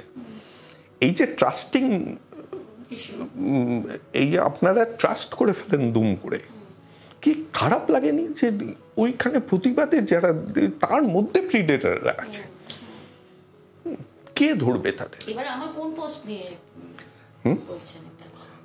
ডোনা গাঙ্গুলি একটা কথা বলেছিল, সেখানে উনি বলেছেন যে এরকম ঘটনা, কিন্তু কলকাতায় যে প্রতিবাদটা হয়েছে সেটা প্রতিবাদটা কিন্তু বড় প্রতিবাদ, এটা মনে রাখার জন্য। উনি একদম বলেননি যে জিনিসটা দুনিয়ায় সবসময় হয় বলে ওটা ঠিক। তো সেইটাতে, সেই জায়গাটাতে ওনাকে আপনি অ্যাটাক করেননি, কিন্তু আপনি সেটা শেয়ার করে বলেছিলেন যে কে ইনি গোছের এই কথা বলার অধিকার তো ওনারও আছে, কিন্তু উনি সাপোর্টও করেননি। তার নিচের কমেন্টগুলো সবই ওনাকে অ্যাটাক করে এসেছিল। সেটা আবার ডোনা যখন আমাকে আমারটা শেয়ার করে লিখেছিল, তখন তার নিচেও ইয়েগুলো কমেন্টগুলো আমাকে অ্যাটাক করে এসেছিল। কাজে কি ওটা? তো এই এই যে জিনিসটা কারণ পুরো জিনিসটাই ঘটলো যে আমরা এটার আগে কি ছিল, আগে জার্নালিস্টদের উপরে এই যে পাবলিক ওপিনিয়ন তৈরি করা, এটা we use to look at journalist, যারা এই পাবলিক ওপিনিয়ন, সম্পাদকীয় লেখা হতো প্রিন্টে, যেটা পড়ে আমরা বুঝতাম যে কোন দিকে চিন্তা করতে হবে। হয়তো 2-3টে কাগজ পড়তে হতো, কারণ সবাই একটা বায়াস নিয়েই লিখতো। কিন্তু আজকাল জিনিসটা পুরো চলে গেছে, আজকাল মিডিয়া পার্সনের উপরে রেসপেক্টটা চলে গেছে। সেই জিনিসটা আপনাকে নাড়া দেয় না? তার জন্য তো আমরাই দোষী, আর কি মিডিয়া পার্সনরাই দোষী। তো এই হ্যাঁ, তো এটা কোনো চেঞ্জ হবে না? হবে হয়তো। আপনি তো ছেড়ে দিচ্ছেন মিডিয়া। ছেড়ে দিচ্ছি মিডিয়া ওরকম ভাবে বলবেন না, মিডিয়াতেই তো কাজ করছি। আমি যে চ্যানেলটা লাস্ট ছিলাম সেটা আমি ছেড়ে দিয়েছি। আচ্ছা, সরি, আপনার লেখন আজকালে লেখেন, লিখেছিলেন, আর এখন ফেসবুকে কিছু লেখেন। দুটো প্রশ্ন। একটা, আমি আপনার হাজবেন্ডকে জিজ্ঞাসা করেছিলাম, বলেছিল ডাইরেক্ট ওকে জিজ্ঞাসা করো, কারণ প্রশ্নটা আমারও আছে। আরেকটা, আমি এমনিতেই একটা লেখা পড়বো, সেটা পড়ে আমার খুব মজা লেগেছে লেখাটা, এর জন্য পড়ে শোনাবো। তারপরে কিন্তু প্রথম প্রশ্নটা আগে করে নিই। আরেকটু সিরিয়াস হওয়া যেত না আর্ট নিয়ে? কোনটা নিয়ে? ছবি? কারণ আপনার ছবি যেগুলো দেন অ্যাটলিস্ট ফেসবুকে, সেটাতে দিয়ে মনে হয়েছিল যে আপনি অ্যাজ অ্যান আর্টিস্ট আরও নাম নেই কেন?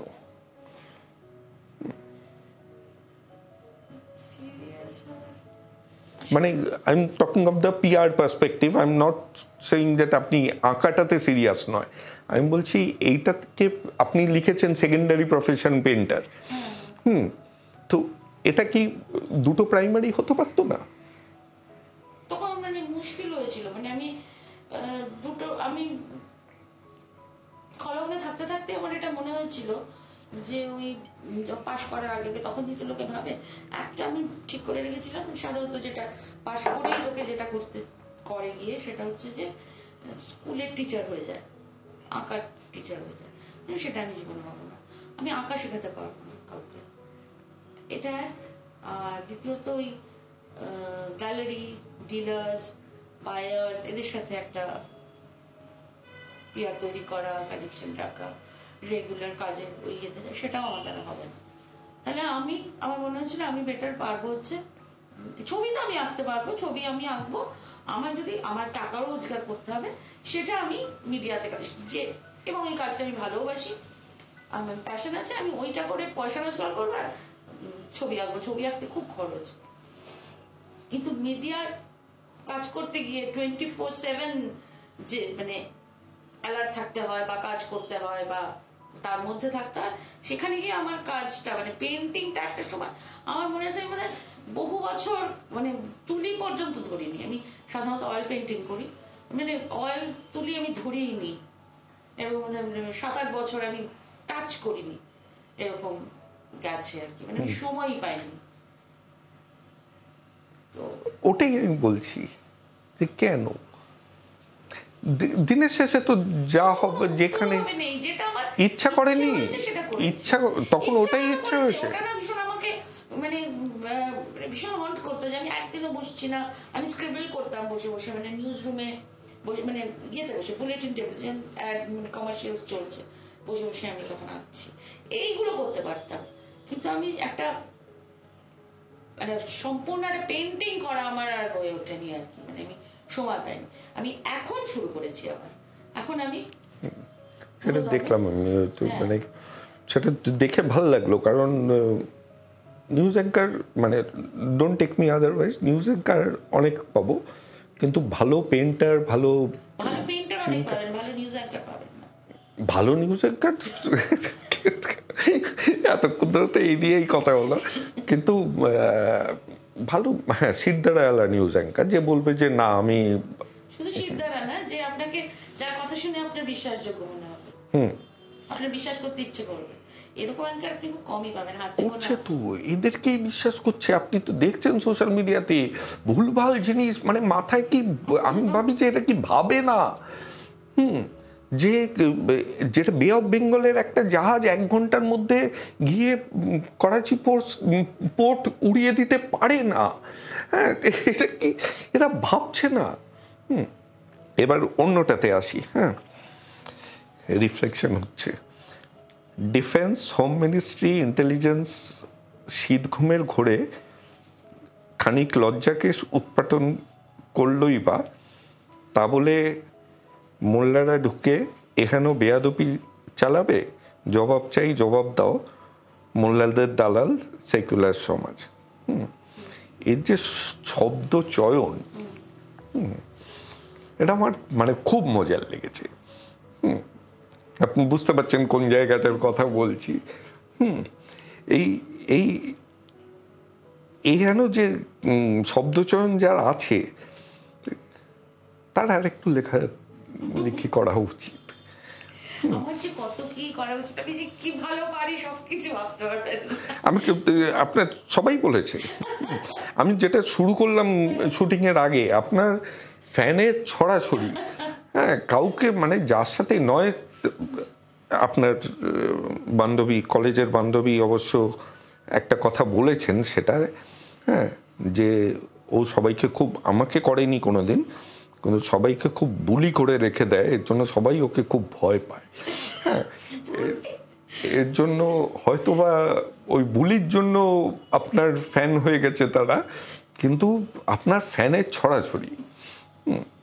তো একটু লেখালেখি করুন না, এর অনুরোধটা থাকলো। আচ্ছা, এবার একটা প্রশ্ন, ওনার নাম উঠলো বলেই করি, উনি আর একটা প্রশ্ন পাঠিয়েছেন। As you have been a printmaker, before that after Pathabavan, then you have been a journalist, and then you have been behind the camera, in front of the camera, again back into journalism. So it's all about prints, it's all about art. So when you look back now on the contemporary art, what do you think? What is your perception? When you look at it,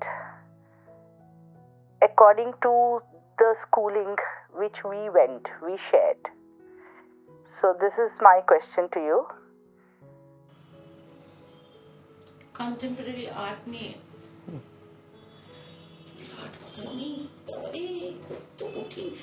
আচ্ছা, কেন আমাকে এই প্রশ্নটা করেছে?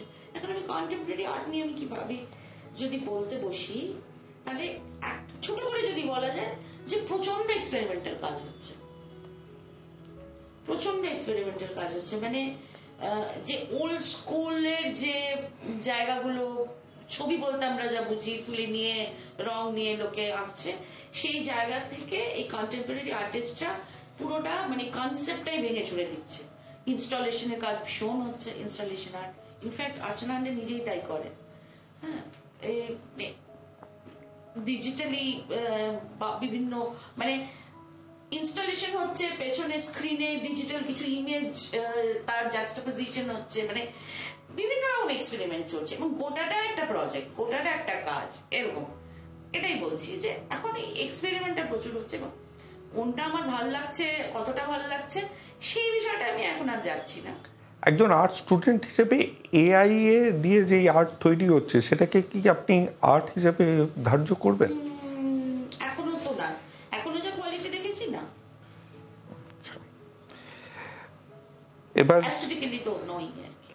এবার কিছু গল্পতে আসি।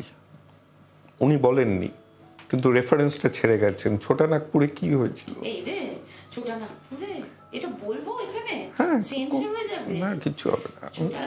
গেছিলাম আমি, অর্চনা আর 1 2 3 4 আর 4টে বন্ধু, তারা ছেলে। এবার তারা গিয়ে তো ওখানে প্রচুর নেশা করছে। আমি আর না তো বোর হয়ে যাচ্ছি। তখনও আমরা নেশাটা করি না আর কি, মানে তখন বোধহয় আমি ফার্স্ট ইয়ার, না সেকেন্ড ইয়ার, এরকম কিছু একটা বলা হবে না। ফার্স্ট ইয়ার না, আমি সেকেন্ড ইয়ার থার্ড ইয়ার এরকম কিছু একটা। একদিন ওরা বেরিয়েছে, মানে ওই ছেলেগুলো বেরিয়ে একটা ঘুটঘুটে, আমরা বারহাওড়া থেকে বারহাইট বলে একটা গ্রামে গিয়ে ডিসেম্বরের শীতে খড়ের গাদায় গিয়ে ঘুমোতে হতো। ওখানে একজন, আমরা সেই সময় যে রাজনীতি করতাম, সেই আমাদের এক কমরেড, তার বাড়ি ছিল আর কি ওই গ্রামে, তার বাড়িতে আমরা থাকছি। তো ওরা বেরিয়েছে, বেরিয়ে ওই আলে, জ্যোৎস্না রাতে আলে বসে মদ ফদ খাচ্ছে।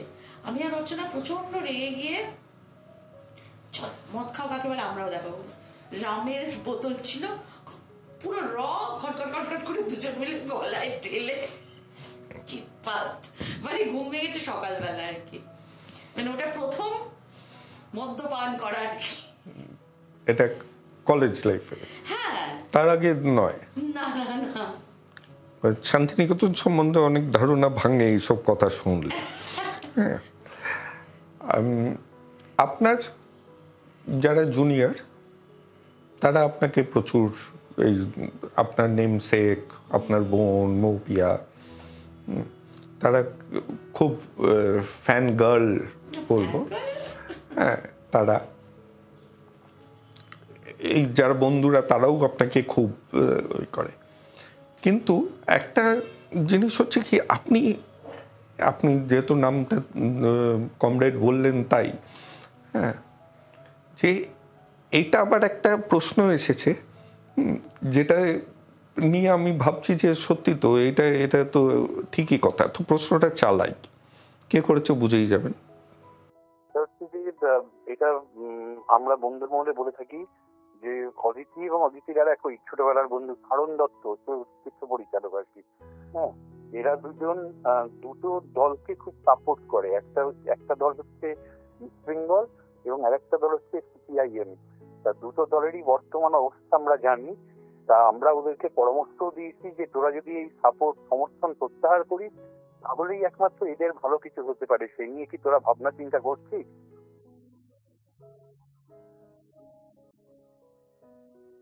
তো এটা তো একটা স্ট্র্যাটেজি হতে পারে, অন্য পক্ষকে সাপোর্ট করুন, তাহলে যদি ওদের অবস্থা খারাপ হয় আর আপনাদের এই দিকে একটু ওঠে।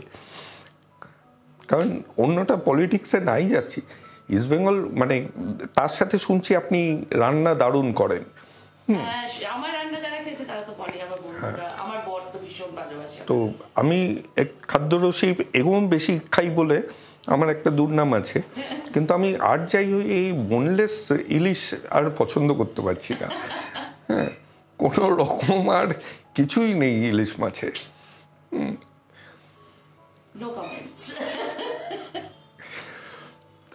কোনোদিন কি উঠবে? তো মানে শতবর্ষের যে স্পর্ধা দেখালেন তারপর থেকে আর কোনো স্পর্ধা বাকি থাকলো না, সব পুড়িয়ে গেল। ভালো, নো কমেন্টসটাই ভালো। তো আচ্ছা, একটা পুরনো ঘটনা, ডিমনিটাইজেশন।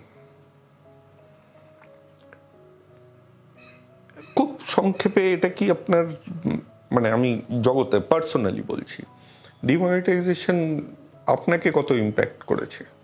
কিছুই করেনি, কারণ আমার তো কোনো টাকা ছিলই না। না, আমি বলছি যে আপনি নাকি ব্যাংকের কাজ করতে খুব পারদর্শী, তো ক্যাশ হ্যান্ডলিং বন্ধ হয়ে যেতে আপনি নাকি চেক ডিপোজিট করতে গেলেও খুব স্বাবলম্বীভাবে করে ফেলেন। তো ওই ঘটনাটা কি ঘটেছিল?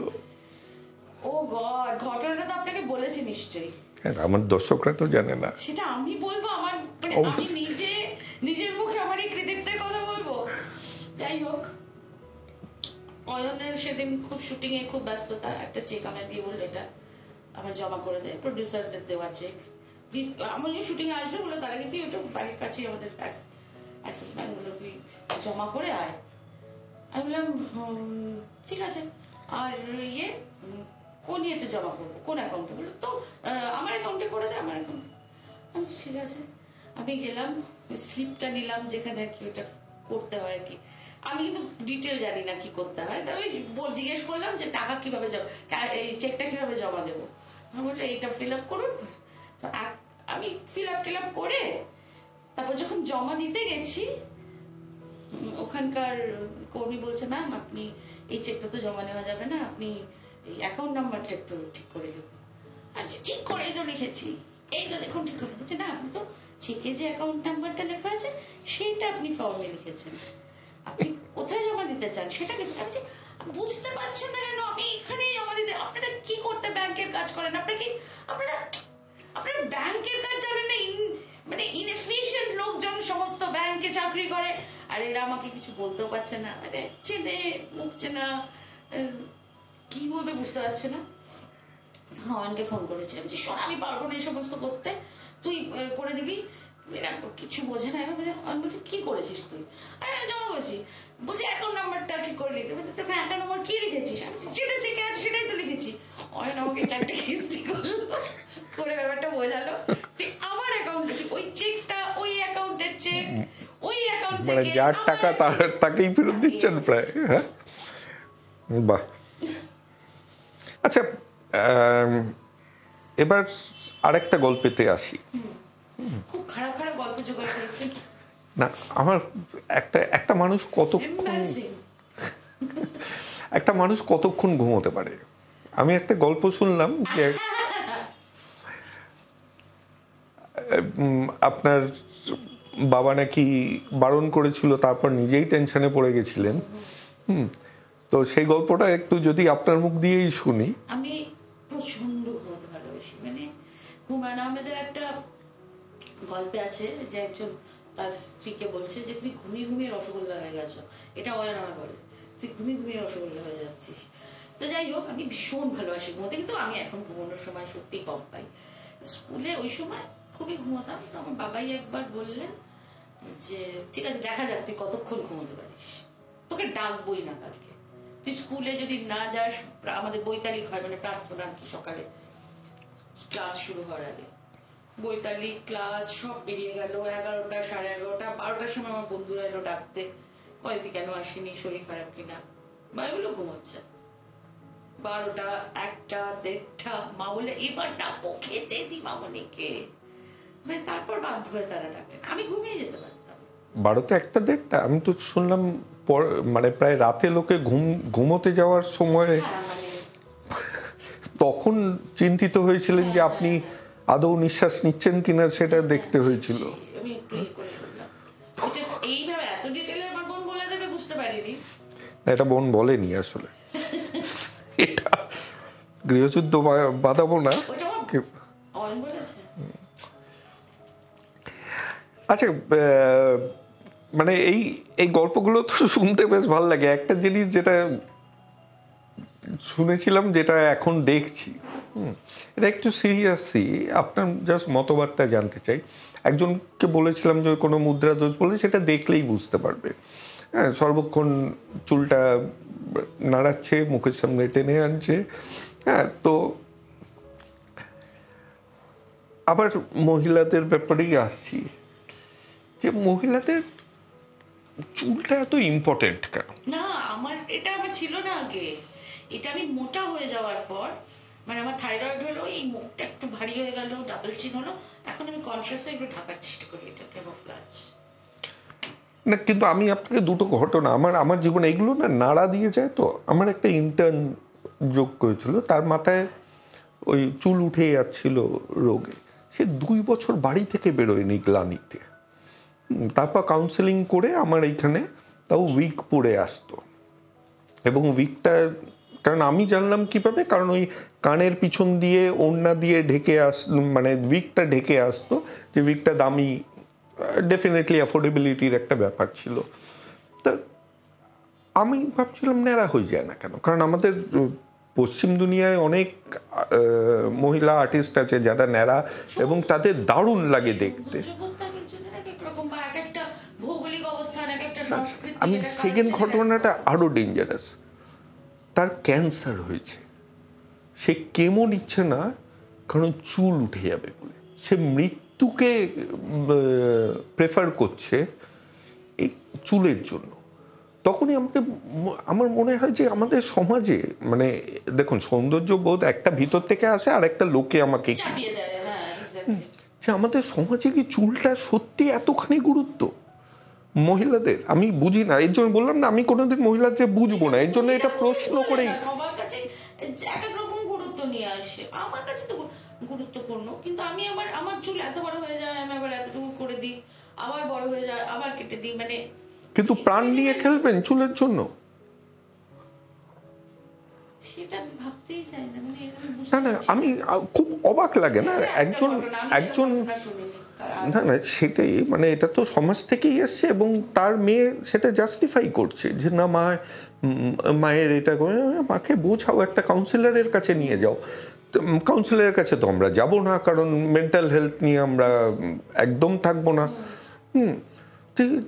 উনি করলেন না এবং এখন উনি নেই, কিন্তু জীবনটা ওরকমভাবে শেষ করে দিলেন।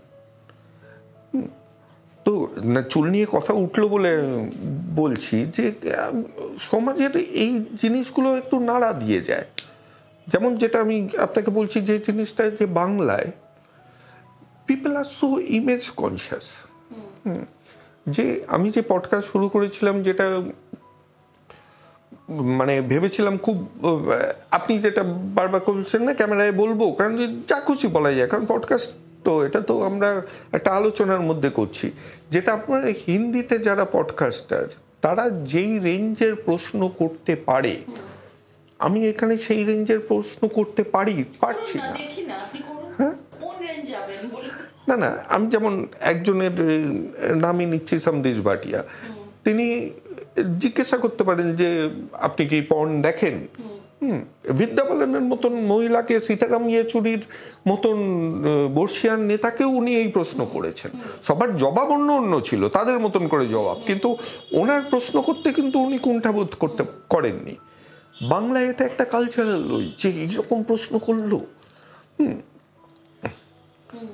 সেটা কেন, মানে আমাদের বাংলাটা আমরা এরকমভাবে কেন এত ইমেজ কনসিয়াস? কারণ খুব যে আমরা ভালো করছি, কারণ যদিও আমি এইটা করেছি আমাদের পরের জেনারেশনকে দেখানোর জন্য যে বাংলা এখনো তার গরিমা বজায় রেখেছে, কিন্তু খারাপ দিকগুলোও তো দেখতে হবে। আজকের নতুন জেনারেশনের মধ্যে এই হিপোক্রেসিটা তারা অপছন্দ করে, তো তার জন্য তারা বাংলা কন্টেন্ট থেকে সরে যাচ্ছে। আরেকটা জিনিস হচ্ছে, আমি যেমন কয়েকজন পডকাস্টার দেখি যারা বাংলা পডকাস্টে, আমিও বলি কিন্তু সেটা চলতি ভাষায়, তারা বড় বড় ইংরেজি শব্দ ব্যবহার করে পুরোটাই ইংরেজিতেই করছে পডকাস্ট, সেরকমও দেখা যাচ্ছে। কিন্তু বাংলার যেহেতু আপনি লেখেন ভালো, যেটা বললাম আপনার শব্দচয়ন ভালো, আপনি ক্যামেরার সামনে পরিবেশন করেন ভালো, সব দিক দিয়ে জার্নালিস্ট ব্যাপারটা আমি সরিয়েই রেখে বলছি যে ভাষার উপর আপনার যথেষ্ট দক্ষতা আছে, তো এবং আপনি অনেক ধরনের লোকেদের সাথে ডিল করেন, তো আমরা কি একটা সবসময় মাস্ক পরেই আছি? মাস্ক পরে আছি মানে কারা, মানে পডকাস্ট কাদের জন্য করছেন সেটা প্রথমত মাথায় রাখতে হবে। পডকাস্ট তো আর 50 বা 60 দেখেন না, মানে এখনো সেই হ্যাবিটটা তৈরি হয়নি আমাদের এখানে, তাই তো? মানে পডকাস্ট যারা দেখেন, আপনার টার্গেট যারা, তাদের জন্য তো এই প্রশ্নগুলো আপনি রাখতেই পারেন। এবার যে ইমেজ কনসিয়াস সে যদি উত্তর না দেয়, তখন তার ইমেজটা সেইভাবে বেরিয়ে আসবে পডকাস্টে যে এই লোকটা মাস্ক পরে আছে, কিন্তু আপনি প্রশ্ন করতে পারবেন না। আমি যদি নির্ভীক সাংবাদিক হই বা মানে নির্ভীক পডকাস্টার হই, সে বড়জন বলবে যে আপনি এই ধরনের প্রশ্ন করছেন, আমি বেরিয়ে যাচ্ছি, বেরিয়ে যাবে, আপনি ক্যামেরায় ধরবেন। ও এটা আমার না একটা মানে লোকে ড্রিম অ্যাচিভমেন্ট বলে না, আমাদের দেশের প্রধানের মধ্যে একজন যে ওই লেপেল খুলে চলে গেল দোস্তি বানা রহে হামারা বলে, আমার না এটা একটা স্বপ্ন যে কেউ আমার পডকাস্টে এরকম ভাবে চলে যাবে। কিন্তু মানে ওইটাই ভয় পাই, আমারও মনে হয়তো ভয় আছে, আমিও হয়তো আটকে যাচ্ছি। এর জন্যই আপনার থেকে এই ফিডব্যাকটাই চাইছি, কারণ আমি তো যেটা বললাম, আমি তো জার্নালিস্ট নই। তো আপনাকে আগে তো কাদের জন্য করছি, কাদের নিয়ে করছি ভাববেন না, ওটা কাদের জন্য করছি, কারা পডকাস্ট দেখবে, কারা আপনার ভিউয়ার, সেটা ভেবে করলেই আপনি সেই অনুযায়ী প্রশ্ন করবেন। তো সেটা করা আপনি হলে করতে পারতেন। আমার জায়গায় আপনি আমাকে জিজ্ঞাসা করতেন যে আমি পর্ন ফিল্ম দেখি কিনা। আমার যদি মনে সেই প্রশ্নের তালিকায় যদি থাকতো, কি অসুবিধা পর্ন ফিল্ম দেখার মধ্যে? আমাকে তো পুলিশ অ্যারেস্ট করে নিয়ে যাবেন এটা শুনলে। নেশা নিয়ে তো কথা বলেইছি, কারণ বলেই দিই মানে দেখতেই পাচ্ছি আমার চাপ নেই। তাই এবার থেকে চেষ্টা করবো তাহলে। হ্যাঁ, মানে আপনাকে ওটা মাথায় রাখতে হবে, আপনি কাদের দেখাতে চাইছেন, মানে আপনার ভিউয়ার কারা। না, কারণ আমি না একটু আমার ভিউয়ার তো নেক্সট জেনারেশন, এবং আপনি বলতে পারবেন যে আমি খুব কনফিউজ থাকি এদের নিয়ে, কারণ এটা এমন একটা জেনারেশন যে সব কিছুতে অফেন্ডেড হয়ে যায়। বডি শেমিং, ফ্যাট শেমিং, এই শেমিং, সেই শেমিং চলে। আবার এদের মধ্যেই খুব পপুলার থাকে রোস্টিং। এই জাস্ট আমি শব্দটা বলছিলাম যে শেমিং করবেন না, আপনি রোস্ট করতে থাকবেন। মানে যে নাকি কি নামে ডাকবো সেটা ইম্পর্টেন্ট হয়ে যাচ্ছে। হ্যাঁ, যে গোলাপকে যদি জুঁই ফুল বলি তাহলে সাপ এসে যাবে। হ্যাঁ, তো এটা যেন হয়ে যাচ্ছে। দেখি আপনার এটা নেব, আর কেউ যদি রেগে যায় বলবো আমাকে অদিতি রায় বলেছে, এইসব প্রশ্ন আমি করব। হ্যাঁ, যেমন আরেকটা জিনিস, এই যে আপনি তো আমার থেকে একটু ছোট হলেও খুব হয়তো নয়, এই হাগ কালচার, এই যে কানের পাশ দিয়ে একটা অদ্ভুত ট্যালেন্টে গালটা ছোবে কিন্তু ছোবে না, এবং একটা মুখটা পাউট করে লোকে বেরিয়ে যাবে। এটা যখন শুরু হওয়ার আগে আপনি বিশ্বভারতীতে শুনলাম খুবই দুষ্টুমি করতেন, তখন লোকজনকে গ্রিট করতেন কিভাবে? আজকাল যে সবাইকে জড়িয়ে ধরছে, তার আগে কি হতো সেটা লোকে ভুলে গেছে। জড়িয়ে ধরাধরি তো অনেকদিন বাদে দেখা হলে হয়। যে যার সাথে রোজ দেখা হলেই একটা শুরুতে আর শেষে একটা জড়িয়ে ধরার ব্যাপার হচ্ছে। যখনই কোনো পার্টি কিংবা কোথাও দেখা হচ্ছে, সকালেও দেখা হচ্ছে, বিকেলেও দেখা হচ্ছে। পার্টিতে জড়াজড়িটা বেশি হয়, আমরা ছোটবেলায় তো জড়াজড়ি করতে হতো না, এখন বেশি। হ্যাঁ, সেটাই তো বলছি, ছোটবেলায় তো আমরা কি করতাম সেটাই ভুলে গেছে। হ্যাঁ, ছোটবেলায় তো জড়াজড়ি দরকার ছিল না, এমনি জড়িয়ে মরিয়ে থাকতাম ছোটবেলায়। তো এবং মানে মানসিকভাবেই বেশি আমাদের জড়িয়ে মরিয়ে থাকতাম, এখন ওটা দেখানোর জন্য বেশি। হ্যাঁ, সেই ওটাই। লাস্ট কোয়েশ্চেন, দুটো পার্ট আছে। একটা হচ্ছে, আজকে যদি দুটো জিনিস বলি যে এত কিছু তো করেছেন, দুটো সিগনিফিক্যান্ট অ্যাচিভমেন্ট, সেটার অ্যাচিভমেন্ট মানে ট্রফি পাওয়া নয়, আপনার হয়তো লার্নিংয়েই বিরাট অ্যাচিভমেন্ট হয়েছে, কিংবা আপনি অন্য আপনার থেকে কিছু পেয়েছে, যে কোনো এনিথিং পজিটিভ। আর দুটো ফেলিয়ারের গল্প, যেটা আক্ষেপ রয়ে গেছে।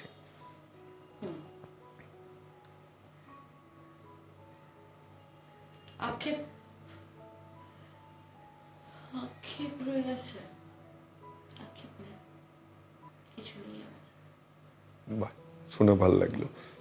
প্রথম পার্টটা আর অ্যাচিভমেন্ট, একটা তো অ্যাচিভমেন্ট যে আমি আমার সোলমেটকে পেয়ে গেছি, সেটা অঞ্চল চক্রবর্তী। থামাচ্ছি, বিয়ে কেন করলেন? বিয়ে কেন করলাম? দেখুন, আমরা 22 বছর ধরে লিভিং করেছি, লিভিংই করতাম। হ্যাঁ, বিয়ের প্রয়োজন ছিল না। মনে হলো আমার ছোটবেলা থেকে ইচ্ছে ছিল যে আমি বাচ্চা অ্যাডপ্ট করবো, একটা মেয়ে অ্যাডপ্ট করবো। তো আমরা সেখানে বললাম যে তাহলে মেয়ে অ্যাডপ্ট করি, চলে এবার।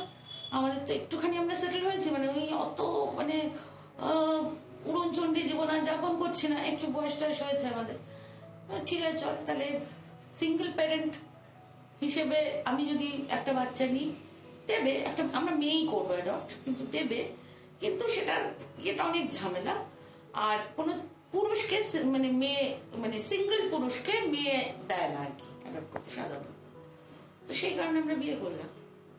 আমরা আর রোটেশনের জন্য ফাইল করলেন, বিয়ে করলাম, ফর্ম বললাম, তারপর আমরা বিয়ে করলাম। এখনো ওটা পাইপলাইনে আছে, বিরাট 3 বছর ধরে। ওটা বিরাট লিস্ট। কিন্তু অদ্ভুতভাবে দেখি যে হোমে এত বাচ্চারা আছে, তারা কেন অ্যাডপ্টেড হয় না, এটা একটা অদ্ভুত জিনিস, আমি বুঝি না। কারণ আমার পরিচিত আরেকজনের প্রসেসটাতে আমি ছিলাম, তো এবং একটু শত্রুতাও হয়ে গেল তার ফ্যামিলিতে, কারণ যারা বয়স্ক তারা রাজি হচ্ছিলেন না, কার রক্ত কি জানে, তাতে আমাকে আবার লোকে বুলডোজ করার জন্য আমাকে ব্যবহার করে, যে আমি তাতে আমি শত্রু হয়ে যাই তাদের। কিন্তু তখনও দেখেছিলাম প্রচুর বিরাট লিস্ট। আমি জানি না আমাদের কেন এই জিনিসটাকে আমরা সরাতে পারছি না। তো পেয়ে যাবেন, আমি এই আশাতেই রাখি। আর দ্বিতীয় অ্যাচিভমেন্ট, একটা তো সোলমেট পেয়েছেন, আর সেকেন্ড বিভৎস ভালোবেসে জীবন কাটাচ্ছি, মানে ভালো আছি, মানে ইনফ্যাক্ট ভালো আছি, মানে চারপাশের এই সব কিছু কি আর আমাকে এফেক্ট করে না বা আমাকে নাড়া দেয়? নিশ্চয়ই দেয়, কিন্তু আমি নিজেতে খুব কি বলবো, তৃপ্ত। ঠিক আছে, ভালো আছে, হ্যাঁ, মানে তৃপ্ত, সুখে। সুখে আছি। আনন্দে থাকা একটু অসুবিধা, কিন্তু সুখে থাকাটা যায় আর কি। আমি জীবনকে ভালোবাসি, বিন্দাস আছে, জীবনকে বিন্দাস। বাহ, এটাই, এই কথাটা শুনে আরো ভালো লাগলো। কোনো রিগ্রেট নেই, এর থেকেও বড় কথা হচ্ছে এই যে বিন্দাস থাকাটা, কারণ উঁচু নিচু যাই হোক সেটা তো পার্ট অফ লাইফ। কিন্তু জীবন বর্ণময়, হ্যাঁ, ওটাই এনজয় করাটা, মানে কালোটাও এনজয় করা সাদার সাথে, মানে অফকোর্স এটা একটা অ্যাচিভমেন্ট যে আমাদের সময় এসআরকে আছে। আই লাভ হিম। কত বয়স হলো এখন? কার? এসআরকে 59। এবার সিনিয়র সিটিজেন, হোয়াটএভার, কমপ্লেক্স দিয়ে দেয় আপনাদের, তাই এসব বলছেন। হ্যাঁ, এসআরকে আমাকে কমপ্লেক্স দেবে না, আমি এসআরকে কোনোদিন হতেও পারবো না। হ্যাঁ, সবাইকে কমপ্লেক্স দেয় এসআরকে। না, ওনার একটা জিনিস যেটা আমার ভালো লাগে সেটা হচ্ছে he is a pure gentleman. মানে মানুষ হিসেবেও, মানে বডি ল্যাঙ্গুয়েজও বোঝা যেত যে কে কিরকম। আমাকে কোনো প্রশ্ন করেনি? না, যুদ্ধ নিয়ে ব্যস্ত আছে মনে হয়। আচ্ছা আচ্ছা। তবে উনি যেটা দিয়ে দিয়েছেন সেটা তো আমার কাছে। আর অয়ন কোনো প্রশ্ন করেনি? ও তো করলো তো, যে আপনি যাদেরকেই সাপোর্ট করেন তাদেরই এরকম অবস্থা হয় কেন।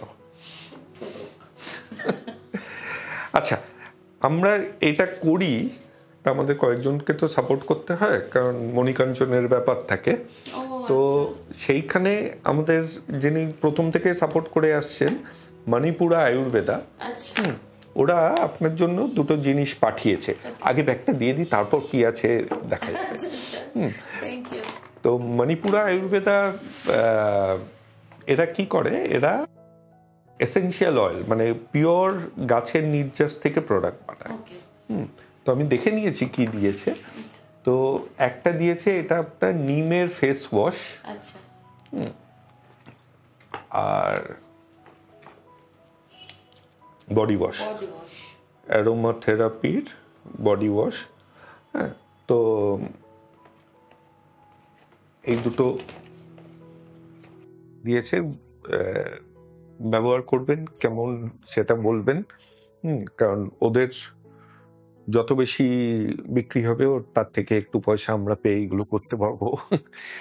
তো কেমন লাগলো?